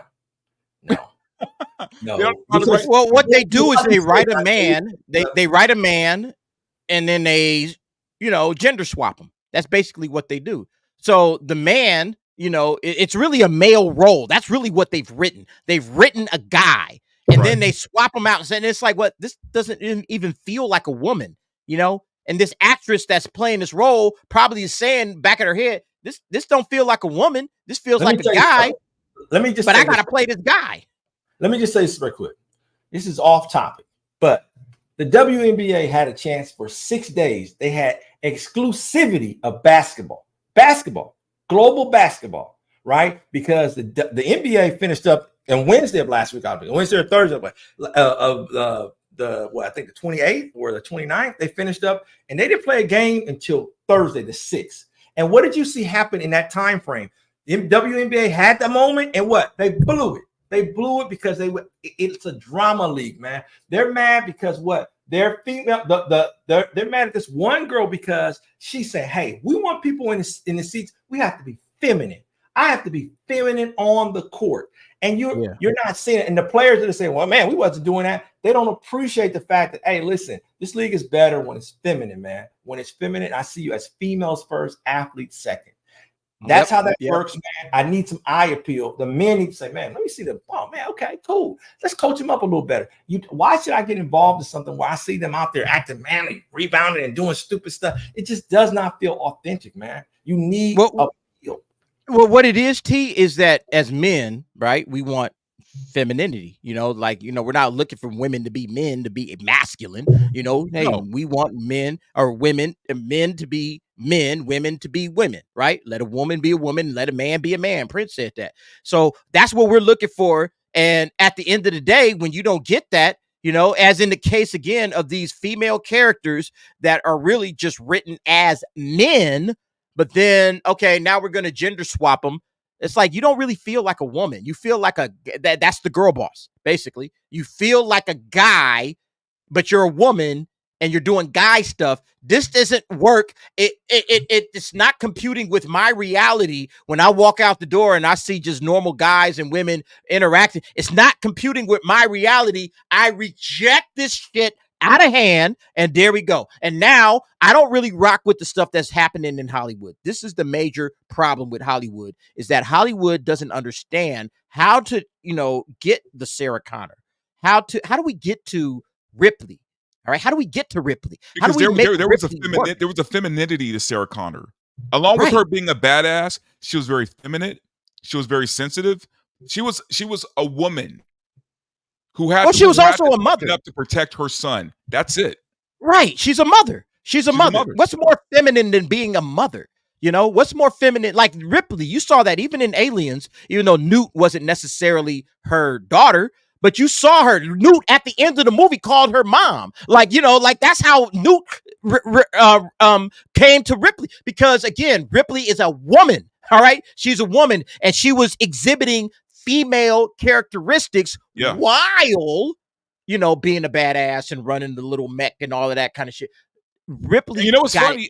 Aliens was a movie about two mothers. If you really think about it, the alien mother and Ripley. That's what that movie was about. And that's no man had a problem with that. Nobody, man, we loved it. Are you kidding me? Remember when they did the Thing remake, dude? Yeah. Where they made it didn't do well. Why? Because it had the female as the lead in it, and it even though the writing wasn't good because they were trying to build off of what they already had, it just was the movie didn't do well. And it holds up over time, but in the box office it didn't do well because you were trying to fool the fans and say, wait a minute, where's this lady coming from? You need, if you're gonna do female stuff, you need original IP. You cannot go stack that on, oh, she's doing this, she's doing that. No. Underworld, what? It's a female lead. How many Underworlds did they do, dude? She was phenomenal, dude. some people carry over well if the writing isn't good and it's not sticking to the tradition. That's why I brought the WNBA. You have when they first launched like 96, 97, dude, they were feminine. They made sure, and the league had popularity, dude. If they went away from the consistency of that in the league, what? They went through its growing pains, dude. They're finally profitable, dude, because of this one girl. Actually, all these girls that are actually feminine on draft day, dude. They have some appeal. There's no appeal to these movies that are coming out because you're not telling us they're not tomboy believable, right? Everybody loves the tomboy, man, because the tomboy can put on some heels and she can put on some jeans, dude. And be like, oh, dang. Do these movies have that tomboy effect to you? Do you need that to be an effective antagonist as a female? What do you think? I'll give you a great example of that. 1993, 94, Natural Born Killers, right? Natural Born Killers with Woody Harrelson and I forgot the actress's name, but she was a badass. Arquette, right? That was Arquette. Yeah, right? Patricia. No, Patricia Arquette? No. That's no. she was the same Natural girl. Born Jennifer... Killers was Woody Harrelson and Juliette Lewis. Juliette Lewis, yes. Juliette Lewis. There we go. She was just a little thing, right? But she was batshit crazy, and you were kind of afraid of her. You know what I mean? Right. Like you were kind of afraid of her. So I mean, but she was still feminine. She was still, I mean, it's just they don't understand how to write women. Like you said, DA, they write men and then put a woman in the role. Yeah. It's like, okay, think about this for a second, all right? You want a good female character, and women want to feel like, hey, I can relate. Even the women want to be able to relate to the, the person on the screen or whatever. If you just got a dude and this girl's just super girl boss, it's like nobody's relating to that, all right? The guys don't want that girl, and the girls are like, who is that? I don't know. I don't know anybody like that in my personal life. So at the end of the day, that character is a garbage character. And that's what I feel like Hollywood doesn't understand how to write characters anymore.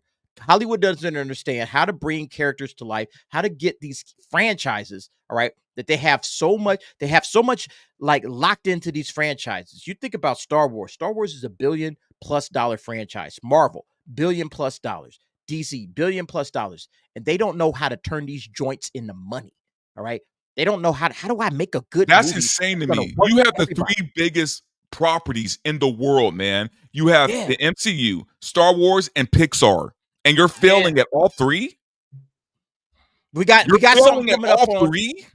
We got something coming up about Pixar in just a second, but yeah, they don't know how to turn like how do we print money off of this? And they don't know how to do it. These franchises should all be printing money at this point. Oh, man, no, they can't. I'm telling you, dude, they got in trouble at 2020. 2020 is probably not 2020. No, 2019 was a fucking total anomaly, dude. Can you imagine if the pandemic hadn't had that stuff was going to go on forever, dude?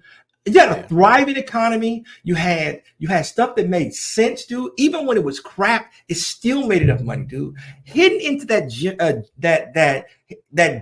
of 2018, they had that movie Game Night come out. That movie was phenomenal, dude, and couldn't unseat Black Panther, dude. That is a comedy classic, dude. That's what I mean. You have everything they touch. People were saying, yes, I want to be entertained. I want to be entertained. Dude, you either got to come to grips with, hey, online is the future and it's here and you make way for it, or you say, hey, listen, reduce the theaters, reduce the seat population, build the demand up, dude. Right now, you got a terrible version of inflation where you got what? You got prices going up and low demand. Why? Well, I mean, they've already reduced the theater seats. Back in the day when they've reduced those significantly. Everybody... That means it's, if they reduced it, that means it's worse than what it really is. It's worse. That's the problem. We're going to get to that in a minute. I want to touch on this real quick. This is shout out Spencer Bakuli from Bounding in the Comics. The Acolyte creator Leslye Headland wants to do a live action Star Wars Knights of the Old Republic project on Craya. Start writing emails. Start crowdfunding. All right, look. I had to touch on this one because I love Knights of the Old Republic. Okay? Same. I love it. And just the idea of Leslye Headland getting her nasty, grubby little fingers on this, it just turns my stomach, man. I can't believe that this would even be discussed around Lucasfilm. You got one of the great properties. If anybody touches Knights of the Old Republic, they better get it right. I mean, they better get it right, man. This is a property unlike anything else, or excuse me, a time period like anything else.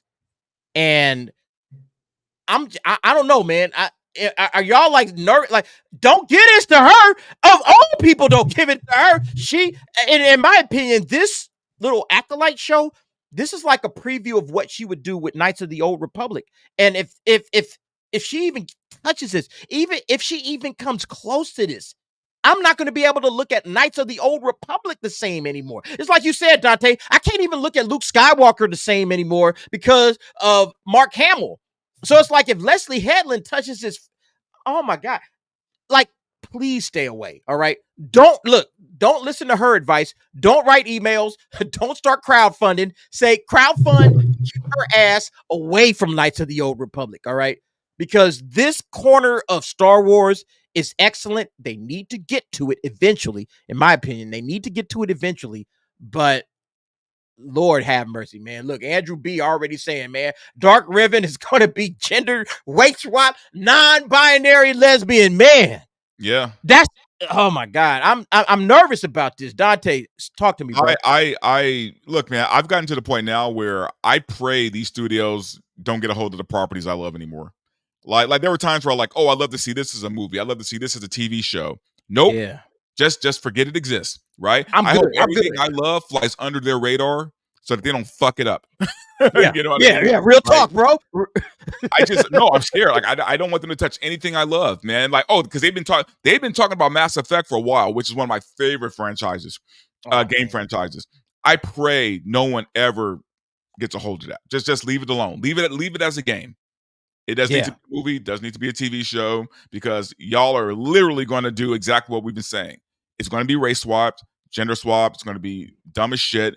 They're going to go with the female shepherd over the male shepherd. It's just, please don't. I'm praying, don't. Man. I'm praying right here. Oh, daddy, leave KOTOR alone, bro. Yes. Leave it alone, man. Move away from it, all right? Step away from the KOTOR. We don't want you around this at all, Leslye Headland. Leslye Headland is like the last person in the world that should be talking about this at all. If anybody, I would trust Tony Gilroy to do it. I would trust maybe, honestly, I was thinking about who could do KOTOR. Who could do a good job? I would just go with an outside source, man. I would go with, like, you know, a good director who is honest. You know what I mean? About like, there was a point in time when they were talking about the Game of Thrones guys. I was like, okay, maybe because they understood how to adapt material. When they went off on their own, okay, when they got off on their own because they ran out of material to adapt, and it's like, oh, well, we don't have any more material to adapt. I guess we just going to make up our own shit, and in the end, then you got what you got, okay? Yeah. But if they have material to adapt, I think they probably would do a great job. I love what they did with the first, 5 or 6 seasons of Game of Thrones. So I was like, okay, maybe those guys. When I heard they were doing it, I was on board. But now I'm like, well, I don't know if I trust them. I mean, I would even go with maybe Jonathan Nolan. I mean, Fallout was a good show. Maybe he could. Yeah, I like Fallout. With KOTOR. Yeah, no, 100%. Yeah. So, no, look, Jericho. Nope. Never. Nope. Not at all. Jericho. Yeah, man. I love some of Zack Snyder's work. Okay. I like some of Zack Snyder's work. And honestly, I don't even mind Zack Snyder's aesthetic. I think his aesthetic looks, I think his movies look good, but they're not good. Okay. If you know what I'm saying. They're not good movies. So yeah, that's the problem, man. But I wouldn't mind that. Yeah, 100%. Oh wait, hold up, clicked on the wrong one. Fallout was awesome. It was, man. Yeah, I love Fallout, man. I thought Fallout was phenomenal. Probably the best of the year. Yeah, 100%. Parker, what's up, Parker? House of the Dragon creatives. Okay, I can see that. See that. Maybe. you know. But Leslye Headland, hell no. All right, Leslye Headland needs to be like excised from the entire. Dude, I wouldn't let her Lucasfilm direct an family. episode of Sesame Street, man. Like, I seriously, like, this woman is terrible, man. Have you watched? What was her? Is it Russian Doll? Have you watched that? I haven't. Okay. Because apparently that's her claim to fame. Russian Doll. Everybody talks about Russian. Oh my God, Russian Doll. I'm like, I haven't seen it. I don't know anything about it. I don't know why that, makes her, the right person for Star Wars. I don't know what's up with that, but It's a completely different genre. Like, yeah, it's not. It's just like with Charmin Obey-Chinoy doing Star Wars or doing documentaries, and now all of a sudden she's doing a Star Wars film. Like, it's helped me square this circle. Why would she be the right person for a Star Wars movie? And all she's done is documentaries. Like that don't make any sense. She's a diverse woman. Yeah, that's it. That's all. That's it, and that's all. Yeah. All right. Those are her qualifications. Yeah. She's a diverse woman. She's a woman of color.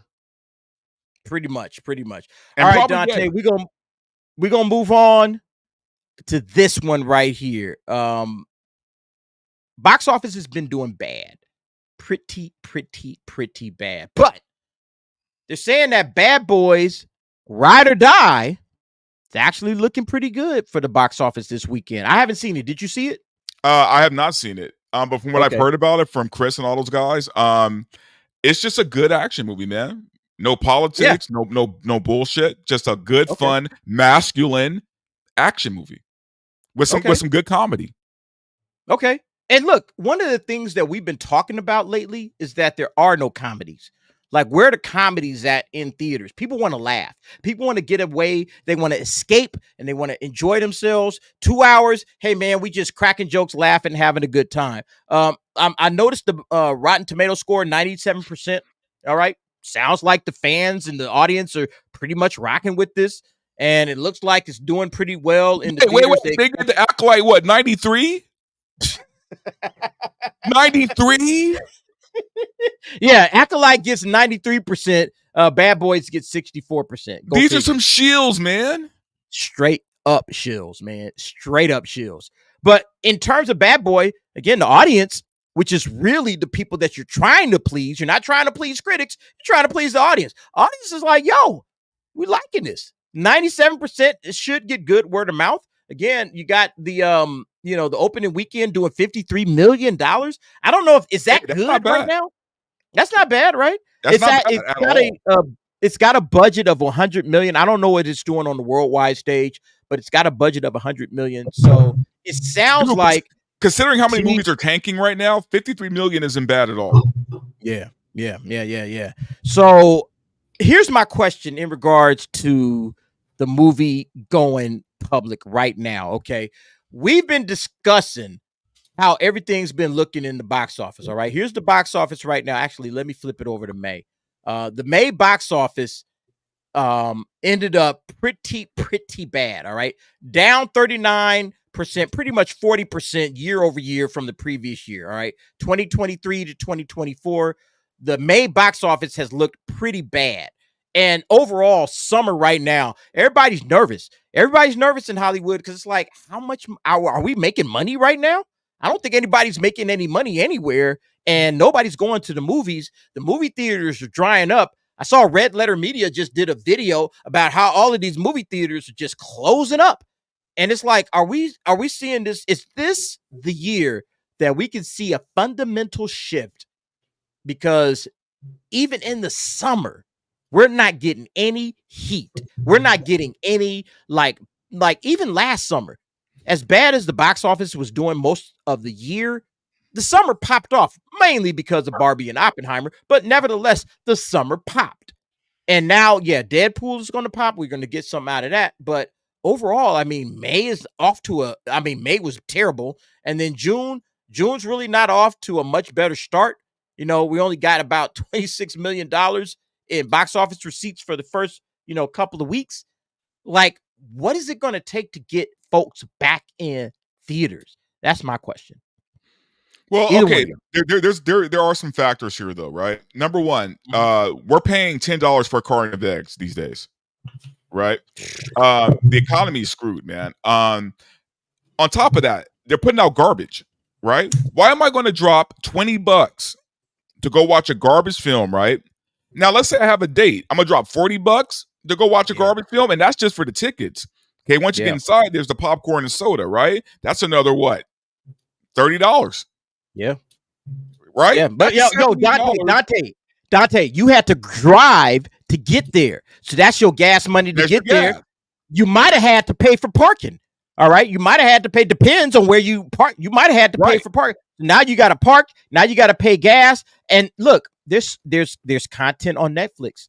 I mean, I was like, hey baby, let's hang out. Let's hang out in the house. It's Netflix and chill. Hey, let's just find. Hey, look, Godzilla -1. I can make some food. We can smoke some weed. We could watch a show. You know what I mean? Like, why am I going out? Why am I going out? That's real talk. What reason do I have to go out? Yeah. They're not bringing people back into the theaters, man. They're not saying, hey, we need you guys in the theaters. We need you guys here inside the theaters. I feel like here's a couple of things I feel like number one, they need to drop the prices of concessions.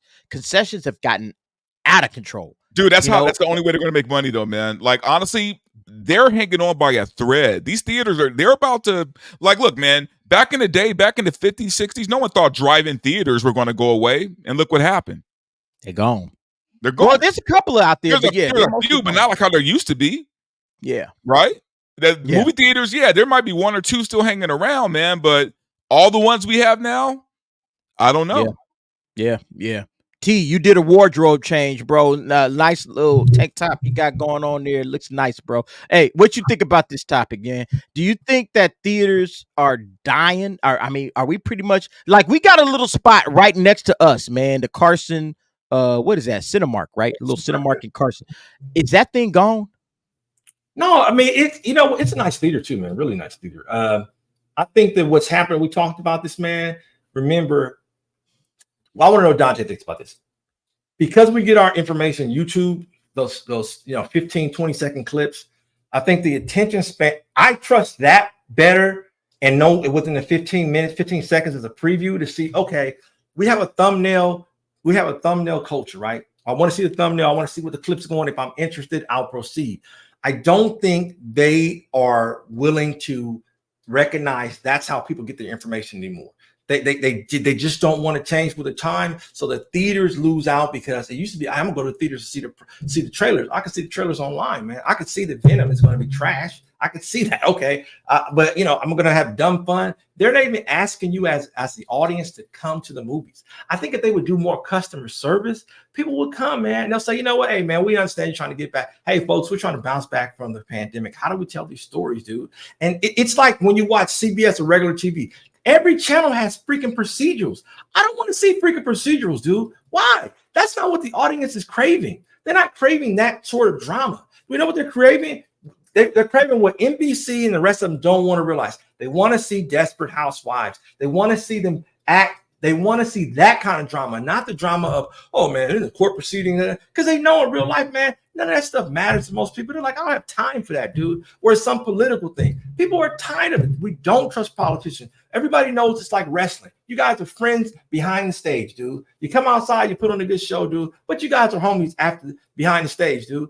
We're not going to, usually in an economic time, we grew up in the 80s, and 90s and early 2000s. In an economic downfall, you usually get great films, great stories. The Thing, what'd you get? You got It. You got a bunch of good material that didn't do well, like They Live didn't do well, right? Freaking all the rest of those shows didn't do well, man. But they held up over time classically because you're like, man, at least the writing was good, dude. What's the story they're trying to push? Now, like Dante said, it's a female agenda thing, man. Nobody's tuning into it because you know what? Females don't even like that, man. They'll go Barbie. No, they don't. Barbie was a one-off. Barbie was a total one-off, dude. They're gonna make a part 2 to that. And it's we're gonna get to this comment in just a minute, but Parker CS said Venom 3 looks at least looks like dumb fun. Also, the rumored plot I was worrying about probably not going to be true. Madam Web original plot never happened. I think that you got to have some dumb fun out there in the theaters right now. I'm a big fan of fun. I'm a big fan of what was it? Jurassic World. All right. A lot of people don't like Jurassic World. I like Jurassic World because to me, that's my level of dumb fun. I'm just going to go out there and watch dinosaurs eat people, and I'm going to have a good time. And that's it. I'm not looking for some kind of deep introspectual, like, oh my God, like the dinosaurs are coming to take over the earth and all of this. I'm not looking for that. All right. I'm looking to have a good time. And I think right now, theaters, they're not bringing the good times. They're not bringing fun into the theaters. Check this out, guys. I was talking, I saw this post. All right. I saw this post 40 years ago. All right. We were both alive, or we were all alive, all three of us, 40 years ago. Both Gremlins and Ghostbusters premiered in theaters on the same day. All right. Summer of 2024, or excuse me, 1984. All right. This is the summer of 2024. Summer of 1984 was, in my opinion, one of the best summers I can remember as a kid, man. I had a great time. So I was in the movie theater almost every single weekend. Every single weekend, I was watching something. I probably saw Ghostbusters like 3 or 4 times that summer, But why is it that Hollywood can't do this anymore? Why can't we get Gremlins and Ghostbusters or something to that effect in 2024? We got to look back 40 years ago to 1984 when it seems like, and look, these are 2 original properties, not sequels, not spinoffs, not crossovers, none of that. Okay. Just brand new material. All right. Steven Spielberg. Actually, who was the directed Gremlins? Gremlins wasn't directed by Steven Spielberg, but Harold Ramis directed Ghostbusters. And I want to say it was Joe Dante that directed Gremlins. Y'all check me on that chat. Check me on that. But I want to say it was Joe Dante. But original. And I think this is the major issue right now, okay? That we don't have originality in the theaters. So people are coming in and, like somebody else said earlier, remakes, reboots, sequels, constantly over and over and over. It's like, can you give me something new? And look, both of these films did amazing numbers in the theaters 40 years ago. All right.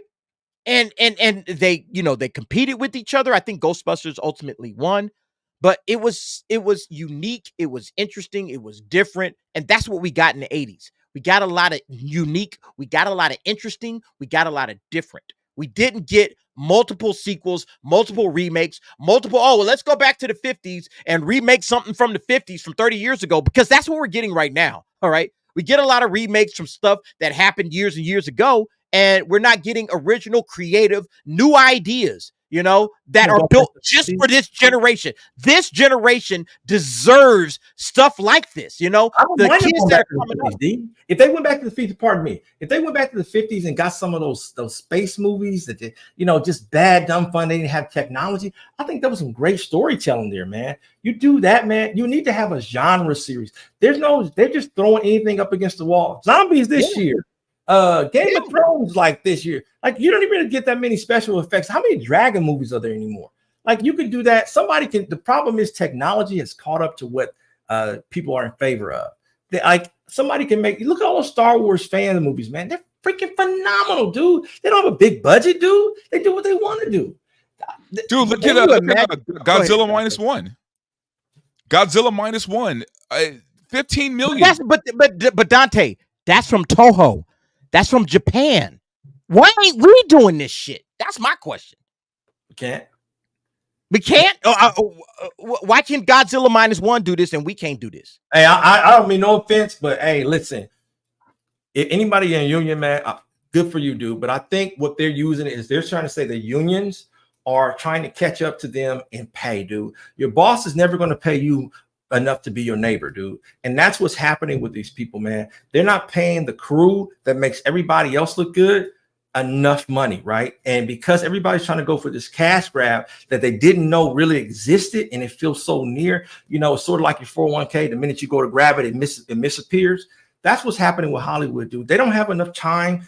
They say they don't have enough resources to pass it on to the crew, dude. And they're saying the crew's trying to be greedy. The crew's saying, we're in California, man. The cost of living is far too much for me to get what I am. And they're getting paid a lot of money, from what I understand. They get paid a lot of money, but I'm not in a union, man.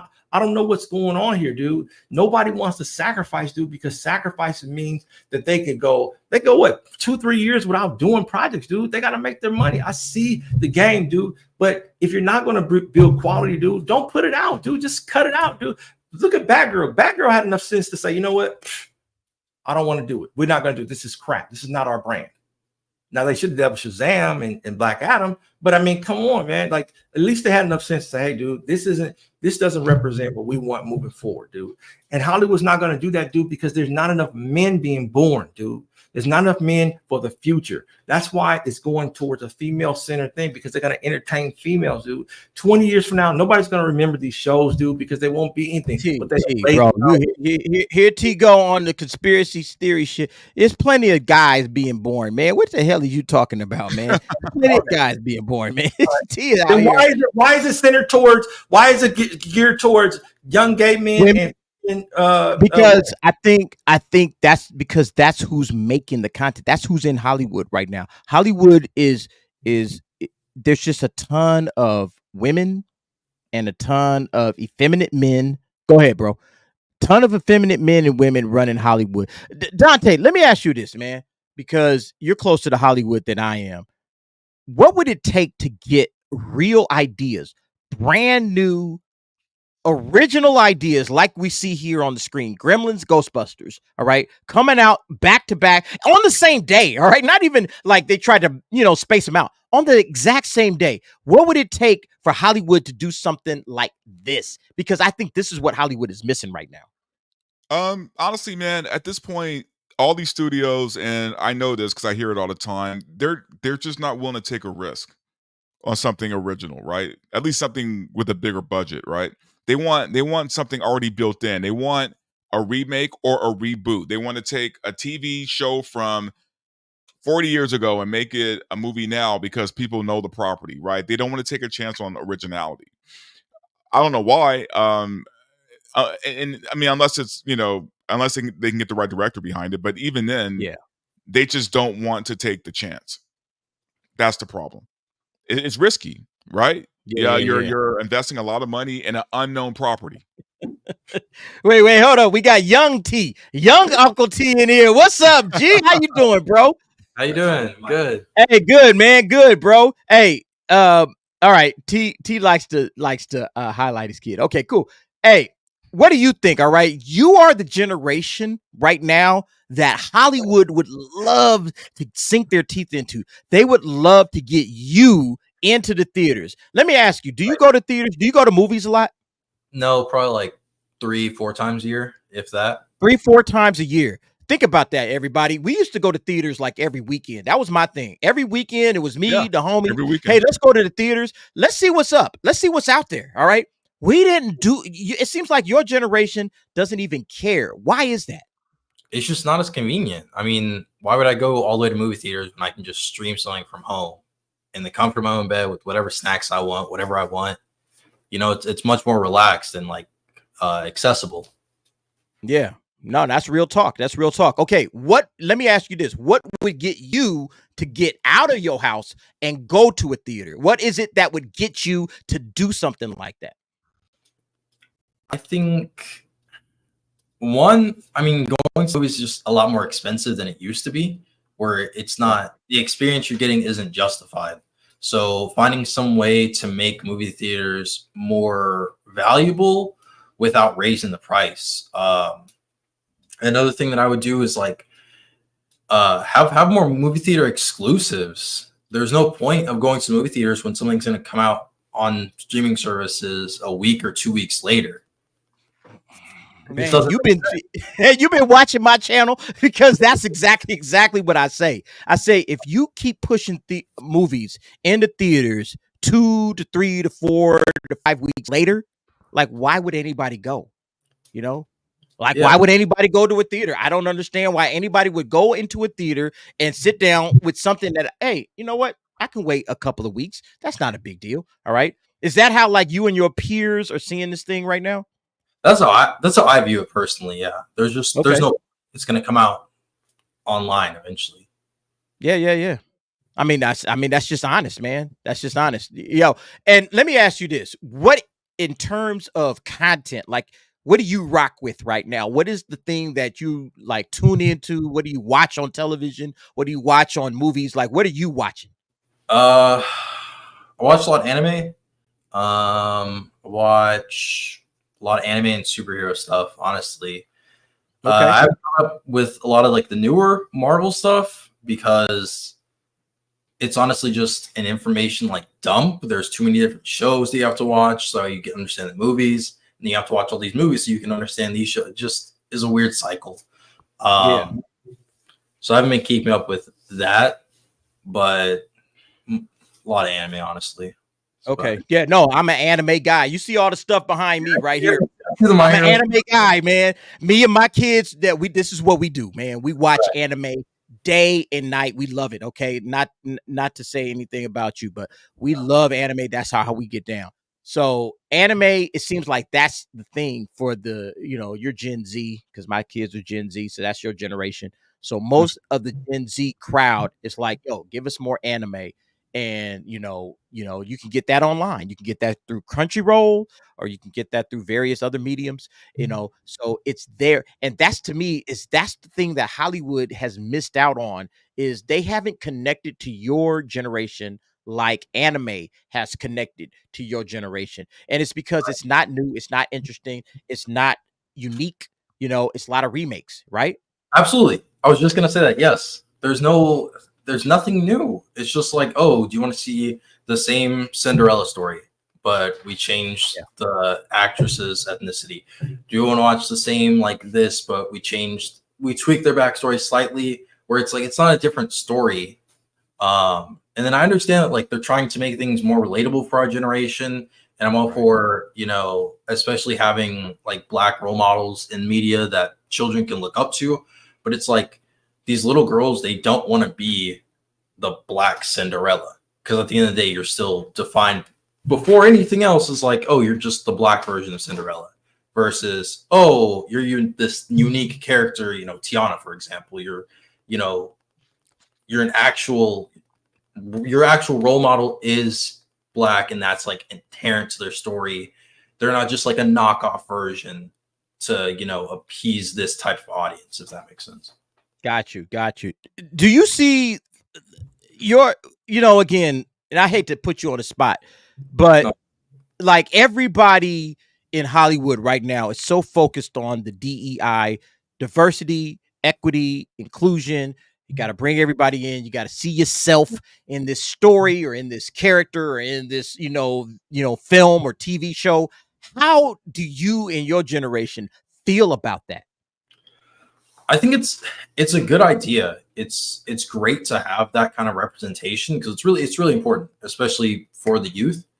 But like I said, it's less about taking an original story and tweaking it to fit this demographic and making original stories.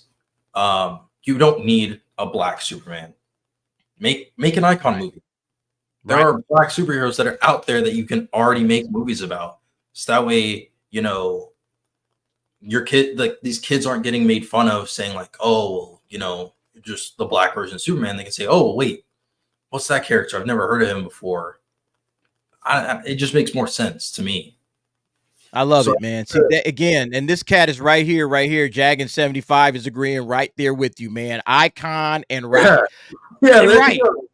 Like, can we get like that instead of getting, Black Superman, Black Batman, or race swapping any other character? I'd rather get like original, authentic characters, again, that, hey, you could say it was written by a Black person. It was, created for Black people with a Black person in mind, rather than created with the white guy in mind. Oh, but then we're going to switch it to a Black person. To me, again, that's like, we're taking their sloppy seconds. All right. We're taking like something that isn't originally created with the Black person in mind, but we want to make sure that we do some sort of representation. We got to get a representation, because we got to make people feel seen and heard and blah, blah, blah, blah, blah. So that's why we're doing this, instead of actually giving, real Black creators, because there's a lot of Black creators out there that are getting shown, no love. They're not getting the love that they need, because they're too busy, trying to, race swap some other character, And so I feel like, in this particular era, it would be nice. It would be really nice, especially for the younger generation, to have something that was their own, number one. That's number one. But then also, if you're going to do this whole gender, race, focus, give us originality. Give us something original, That's how I feel about it. Dante, you got any comments on that, brother? You muted. Man, I think he's absolutely right, and I've been saying that for years, man. I'm like, we don't need a black Batman, a black, Superman. We don't need, there's plenty of black characters. Not only that, okay, look, say they didn't want to use the characters that are already around. Create some, some, right? Like right. The problem is it takes too much energy, it takes too much effort, right? When they could just easily race swap a property they already have, right? And then label it as diversity and inclusion. No, it's lazy. Right. It's basically, that's what it is. It's lazy. It's them saying, hey, take our hand-me-downs, right? We're not going to put any effort into making original black characters. Well, it's like you said, the whole focus is really on DEI. It's not on, brand new original characters. It's like, oh, we need DEI. We need diversity. So if we need diversity, what's the fastest way to diversity where we could also not take as many risks, because we don't have any risks in this situation, right? Okay, this race swap. When you guys get upset with me, everybody, I get these comments on my channel all the time. Oh my God, DEA or DA, you're so against the race swap. Like this race swap Jim Gordon that we got in the Batman. I was against that. This race swap Perry White that we're going to get in the Superman coming up, I'm against that. And I say, but hey, we suspend our disbelief when we do that, man. The reason why we like fiction, dude, is because you're suspending your disbelief. I don't think it's applicable when you say if you focus on race swap instead of just letting it be organic. Nick Fury was not white. I mean, I have a problem with Nick Fury. I got a problem with that as well. Again, my whole thing is if you want to do diversity, if the whole purpose of swapping, Nick Fury to a black guy is for diversity's sake, okay, that to me is wrong. Give me Nick Fury as he is. All right. Give me him as he is. If you want to give me a new character, if you say, hey man, we got to bring in a character, we want to bring in a black character and make him prominent, do what you did with Agent Coulson. Create one. Coulson is hold up, T. Agent Coulson is a created character. They made him brand new. And look where he's gotten, all right? That guy has reached the top of the Marvel Cinematic Universe. People know who Agent Coulson is, and this guy never existed. He never existed before Iron Man 1. We never knew these things happened because the online social media and outlets have grown past those small blogs anymore. So we don't know if people were like, hey, man, I don't like Nick Fury being black, man. You know what I'm saying? Especially after seeing Hasselhoff do him. It's like, come on, man. You didn't know, man. It's just that people have more of a voice today and they're expressing themselves, man. You don't have to like everything, man. Just make good material, man. I think it'll speak for itself, man. Nobody's really tripping off of that, man. I think the material and the acting, the talent is so bad. Look, no, you're right about that. I want to say with Cascal, it wasn't for diversity's sake. It was because Samuel L. Jackson is badass. I'm fine with that, okay? I'm actually okay with that. But my point still remains is that you could have gave Samuel L. Jackson, you could have made him Agent Coulson. All right. You could have said, hey, let's create this. We want to work with Samuel L. Jackson. Let's create a role for Samuel L. Jackson. Let's not race swap some existing character into Samuel L. Jackson. That's how I feel about it. All right. That's how I feel about it. Like you can do what you want to do and not, screw it up with some stupid race swap. Give Samuel L. Jackson that role as Agent Coulson. Wow. We created a role for this guy. And look, here's the thing. Clark Gregg, the actor, he actually gets during when Agents of Shields was running, he actually got to go in every month or every year or whatever it was, and he got to talk to the creatives. And he said, "Hey, Clark Gregg, what are your ideas? what do you think we should be doing with this character? How, give us some ideas for this character. Clark Gregg got to participate in that character's creation. He got to participate in the creation of Agent Coulson. And I'm saying basically get that to a black character, get that to a black actor. I'm not saying that you got to do it, but if you're going to do it right.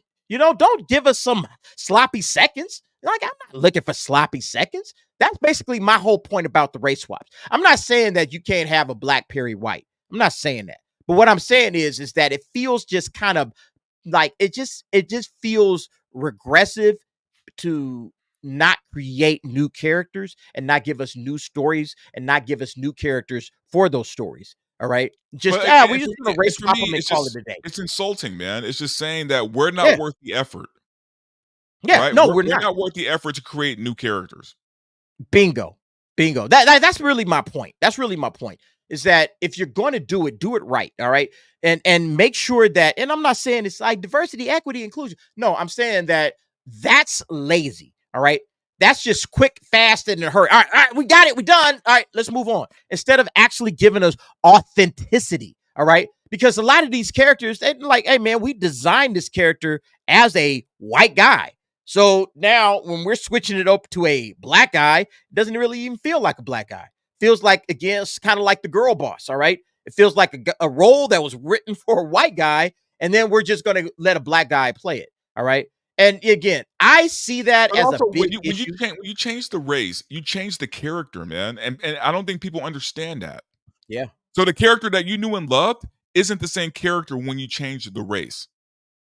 No, it's not. The same character. No, it's not. But they, I guess in their heads, they don't understand that part of it. They don't understand that part of it. And so unfortunately, that's where we are with it right now. Again, I want to say this very clearly. I'm glad that black actors are getting roles. I'm glad that black actors like Lawrence Fishburne got to play Perry White. I'm happy for that. Okay. And then what's the name of the guy that's going to be playing him in James Gunn's? Oh, shoot, I'm drawing a blank on that. But I'm glad Wendell something. Damn, can't remember the guy's name. But I'm glad that he's getting the opportunity. Okay. I'm not trying to take away from opportunities. But what I'm saying is you can give these same actors, their own roles, like you did with Clark Gregg. Clark Gregg got to participate in the creation of a character. If you really want to work with this actor that bad, like everybody's talking about Giancarlo Esposito, it's like everybody wants to work with Giancarlo Esposito. Okay, you want to work with him so bad? Don't race swap him, create a character for him, and then let him participate in the creation of that character. Let him participate in fleshing that character out. All right. Because you did it with Clark Gregg with Agent Coulson. And look how popular Agent Coulson is. You know what I'm saying? That's where I'm coming from with all of this. It's not to say that black actors should not get those opportunities. I'm saying that it is lazy, number one. All right. Number one, it's lazy. But then number two, it just really doesn't make any sense. Where are all the other people though, D? Where are, like, it's the same black actor that recycle. So-and-so's hot, so-and-so's hot. And then it fizzles, right? So what? Boyega doesn't get any roles to me anymore. But like, they don't diversify things, dude. You got so many good actors. Michael Beach, he's the only, not Michael Beach. What's his name, dude? The one who played in, he played in Chips. Hispanic dude, he's a great actor, dude. He was an Ant-Man, dude. He was Homeboy. But you always have him as comedic. Hold on, I'll be right back, guys. You know what I'm talking about, Dante? Yeah, I know you're talking about. I can't remember his name right now, but yeah, he played. He's a phenomenal actor, dude. Give him more roles, dude. It doesn't have to be black. Is Pedro Pascal the only one that you could do? Have all this, dude. He's the go-to though, right? Dude, Pedro Pascal is like the go-to Mexican. Or a Spanish person, sorry. I don't know what he is exactly. Dude, I like to see the diversity when it comes to that kind of stuff, dude. When it's just organic and you just say, hey, look, stop focusing on them so much. You don't need to say that, man. I don't need, I don't need all that, man. I just want good story, good writing, man. All of that stuff is bullshit. You don't try to force your beliefs on somebody, man. They have free will and choice, man. It's up to them to figure out what they want to do, man. And everybody, show me the law that says you have to like me. Where's that law at? Yeah, there isn't one. There's no such thing. Some of the laws says you have to hate me. No, man. The best thing, when I played sports, man, played quarterback in college, man, and in high school, dude, all growing up, dude, I had the opportunity to lead men across the field, growing up, different diversities everywhere, man. Not one time did I say, oh, man, this dude is some other thing, man. Or, man, that dude, he just bald, man. It's just left it down to the human aspects of things. And they're doing such a poor job of trying to force things in this agenda, man, like you said, that just does not make sense to most people, man. And it's really sad, man. I don't think because someone doesn't talk to me, they don't like me. They just may not have anything to say to me. That's cool, man. You know what I mean? Like, it's got to be a better way to come up with writing story that makes people aliens. We talked about the Alien. That crew is diverse on there, dude. Diverse. Did you ever once think, oh, this is a diverse crew? Or did you think, man, this is a great story, man? Can't wait to see this movie, man. That's awesome, dude. It'll take care of itself, man. A natural thing will take care of itself. It's not your job as the film people to incorporate things that are nonsense. It doesn't. You don't need to do that. You don't need to do it at all. Hey T, thanks for bringing your son on, man. I know he little T. But you know why? You know why? Because I've been saying, I have my own kids that I talk to, and I've been talking to them about it. But I've been telling folks that your new audience, all right, your Gen Z, they don't care about Hollywood right now. They just don't care, and a lot of us know that. But it's nice to get it caught on camera because these kids, they're not rocking with Hollywood. They don't care. They care about anime, all right? Like I asked them, I said, hey, what do you care about? Anime, all right? I hate animes. And look, that it ain't for you, okay? It's not for you, but that's what they rock with. But the reason that I say that these kids love anime is because anime is doing basically what they're doing this. This is what anime is doing. They're giving unique, brand new, different. And that's not what Hollywood is really banking on. Hollywood is giving a lot of rehash, reboots, sequels, prequels. All right. This Furiosa prequel, nobody cares. All right. Planet of the Apes, nobody cares. That's a horrible reboot. Nobody cares about the reboots. They want original shit. Hey man, give me something new. Give me something that I ain't seen before. I've already seen Planet of the Apes. I already seen Mad Max. All right. And yeah, when we were coming up, Mad Max and all of that shit was brand new. Ghostbusters, Gremlins, this was brand new. Look at how the Ghostbusters movie. How did the Ghostbusters movie do this year? It didn't do shit. Why? Because people are tired of it. I've seen it multiple times. I already got it on DVD. I already got it at my house. I don't need to watch it. And this really is a lesser version. The version of the Ghostbusters Frozen Empire is a lesser version of Ghostbusters. It's not as good as the original. So I don't really need to see what isn't as good as the original. I'm out. And they're not bringing new blood into the theaters. Those kids are watching home. They're sitting at home watching Crunchyroll. All right. Like your son. Your son is watching Crunchyroll, bro. Then he's not going to the theaters. And his peers are not going to the theaters. This is where Hollywood is failing right now because they're failing to capture a new generation. And this generation has completely checked out. That's now, I'm so glad you brought him on, bro. I didn't even know. This wasn't planned. We didn't know he was coming on. I've been trying to get him back because he's explaining Poland, man. I've been trying to get him on the show for weeks, man. But yeah, but look, he's explaining all of this. All right, the box office dropping like it's hot. I mean, look at this thing, man. It is down. Well, let's see. Let's go to May real quick, fast. All right, May was down almost 40%. All right, that's what May was down. April was down 67% year over year. The pandemic is over. Like, why aren't people going back to theaters? Nobody cares. Nobody cares. Dante, I want to hear Dante. Dante, why aren't they going back to the theaters, man? Dude, there's nothing for them to see. I mean, okay, let me rephrase that. Furiosa was actually pretty good, right? The problem is, though, is that there's so much garbage out there that when a good movie does come along, people, they don't trust. They don't trust, man. I'm not going to go gamble my money, like I just said. It's $20 a ticket. Yeah. I'm not going to go gamble my money on something that might be good, right? And if you're constantly putting out garbage, it's going to overshadow the few good things that are out there. That's fucking true. Yo, hey, guys. how much was a movie when we was, you know, in our teenage? $5, early 20s? $3. $5, 20. It's nothing. It's nothing. All right. Oh, I can go out and see a movie or where. And remember, popcorn was $5 maybe. And remember, we used to just meet up at the theaters. We didn't even know what we were going to go and see. We would meet up at the theaters and say, "Hey, y'all want to hang out and go to a movie or whatever?" Like, I don't know if where you know, we all in SoCal. Dante, Yeah. you familiar with the Delamo Mall? Oh, of course, yeah. Okay, so we used to go to the Delamo Mall. My crew, we used to go to Delamo Mall. There was a man theater right outside the Delamo Mall. We used to go there. Movie was about maybe $4.75, $5 on a weekend. Okay. We used to go up there and say, "Hey, fellas, hey, what we gonna watch this weekend?" Everybody be like, man, let's go see that. Nah, I don't want to see that or whatever. All right. Whatever movie we would decide to see, we would all meet up there at about maybe 5:00. Maybe the movie doesn't start until 6:30. You know, movie doesn't start till 6:30. So it's like, all right, let's go see the 6:30 showing of such and such. All right, cool. So we all bought our tickets to go and see the 6:30 movie. And it's like, all right, we got like 2 hours or an hour and a half to hang out. All right, cool. We're going to go to the arcade. We're going to walk around the mall. We're going to grab something to eat. We're going to chill. We're going to pick up on girls. Like, that's what we did for the next hour and a half before the movie start. All right. And then when the movie start, then we chill. Then we go and watch that was our weekend. That's basically what we did. We did that damn near every weekend. That was us in the 80s and the 90s coming up. That is gone. But we also didn't have the internet. We didn't have YouTube. We didn't have Twitch.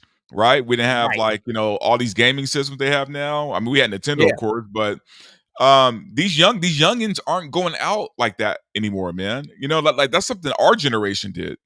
Right. These youngins don't care about that. But see, that's my point. Is that if you can't get these kids to come, like I said, like T-Son, if you can't get these kids to say, "Hey, let's go check out this movie. This movie looks like it's going to be awesome. Let's go and see this thing right here. This thing looks amazing." Generation, dude, this is the generation, dude. I'm telling you, dude, don't ever go on Twitter, dude. This generation is way out there, dude. They are a cost-effective entertainment generation, dude. Like, wow, dude. They are very, very informational. They share that information with others, dude. They'll use the one code. Hey, here's this code. Everybody gets to use it. Like, they are a very galvanized youth, man. The most galvanized youth you've ever seen in recorded history, dude. And that Hollywood has no answer for that, dude. They have none. You're talking about a generation that likes the Hunger Games, likes anime, likes good content, dude. Will say, "You know what? I'm gonna give you $1, dude. I'm cool, dude." They listen to the reviews. You know why? Because they have options, right? Yep. We didn't have those options. For us, it was like, "Hey, it's the weekend. What are we gonna do? We get to stay home or go to a movie." So we always went to a movie. We knew what's going to happen. You don't. Where can you go in the neighborhood and see kids outside playing? Nowhere. You can't. So why would I want to go to you have an introverted personality that has had a cabal of thinking. Yeah, they've created that. Yeah, you're right, T. They have created introverted personalities of kids that just pretty much stay at the house. Everything is on social media. Everything is on their phone because they could get everything on their phone. I can't imagine what I would be doing if I was at that age and everything was on my phone. My movies was on my phone. My television, my connection with my friends was on my phone. Like, everything is literally on your phone. Like, why do I need to leave the house? You know, that's a big problem. That's a big problem that Hollywood has. I don't know if Hollywood has a solution other than make great content. Stop making woke bullshit. Make amazing, great content. Find good content makers, okay? Find good directors. Find good writers. And that's it. Otherwise, I don't see how Hollywood survives. They're not. Hollywood created this problem, man, because here's the thing, and T-Son said it too. Why go watch a movie when it's going to be on streaming in a month? Why? Right? I could just wait 30 days, and it's on Hulu, it's on Amazon Prime, it's on Netflix. Fall Guy. We didn't. Were you at the Fall Guy? I think I went to see the Fall Guy with you in Burbank. Were you there? Yeah, I was there. Okay, how fast did that thing hit streaming? Was it like 20 days? It was pretty fast. 2 weeks. How is that sustainable? It's not, man. Well, who's making this decision? Why would you do that?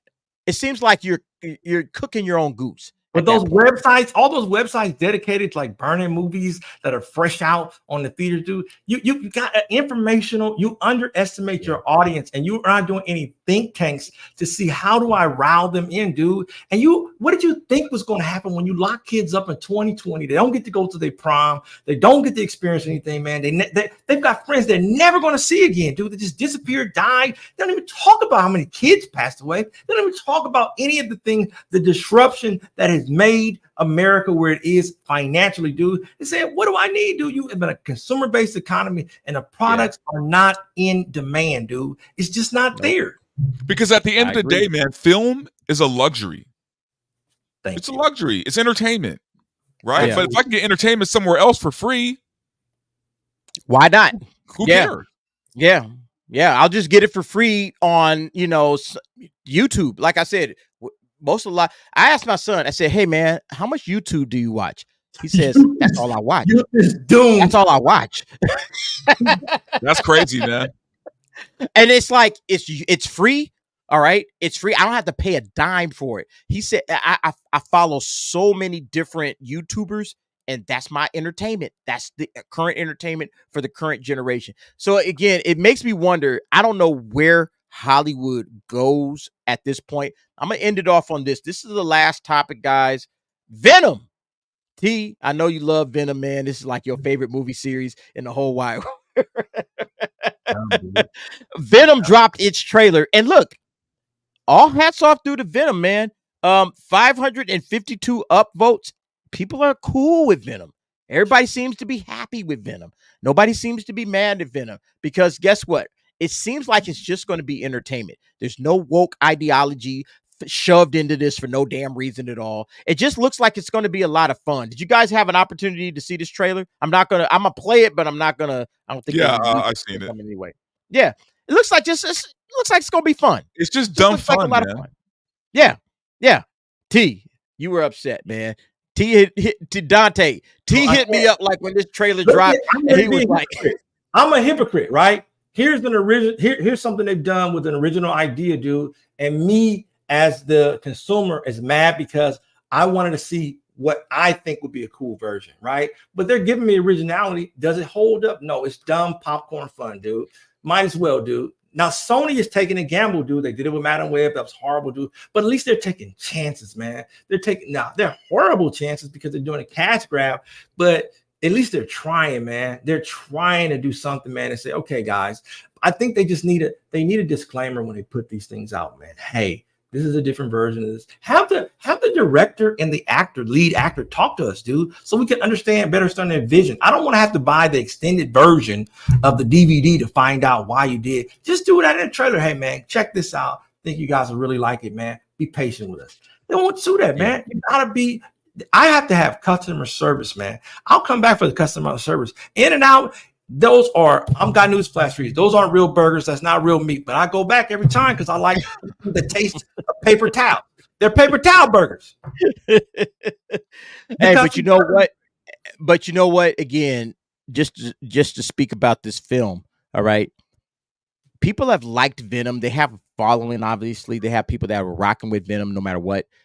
I think this movie is going to actually make some money. I think it's actually going to be good. I'm not good in terms of quality, but good in terms of box office appeal. And I think Hollywood might be the end result for Hollywood. Hollywood is now just about popcorn entertainment. What can I do to bring the audiences in? Can I grab a whole bunch of people and, hey, Venom is great. You like the first Venom. You like the second Venom. Come see the third Venom and the third Venom, and the trailer looks good. I think that's basically what Hollywood might end up becoming, which is kind of nervous for me because I still want my quality movies. I still want my Quentin Tarantino films. I still want my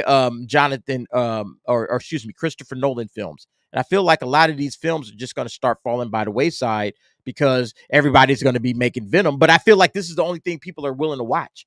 Nobody's willing to take a chance on anything else. This trailer is fun. I mean, no matter what you think, this trailer is a lot of fun.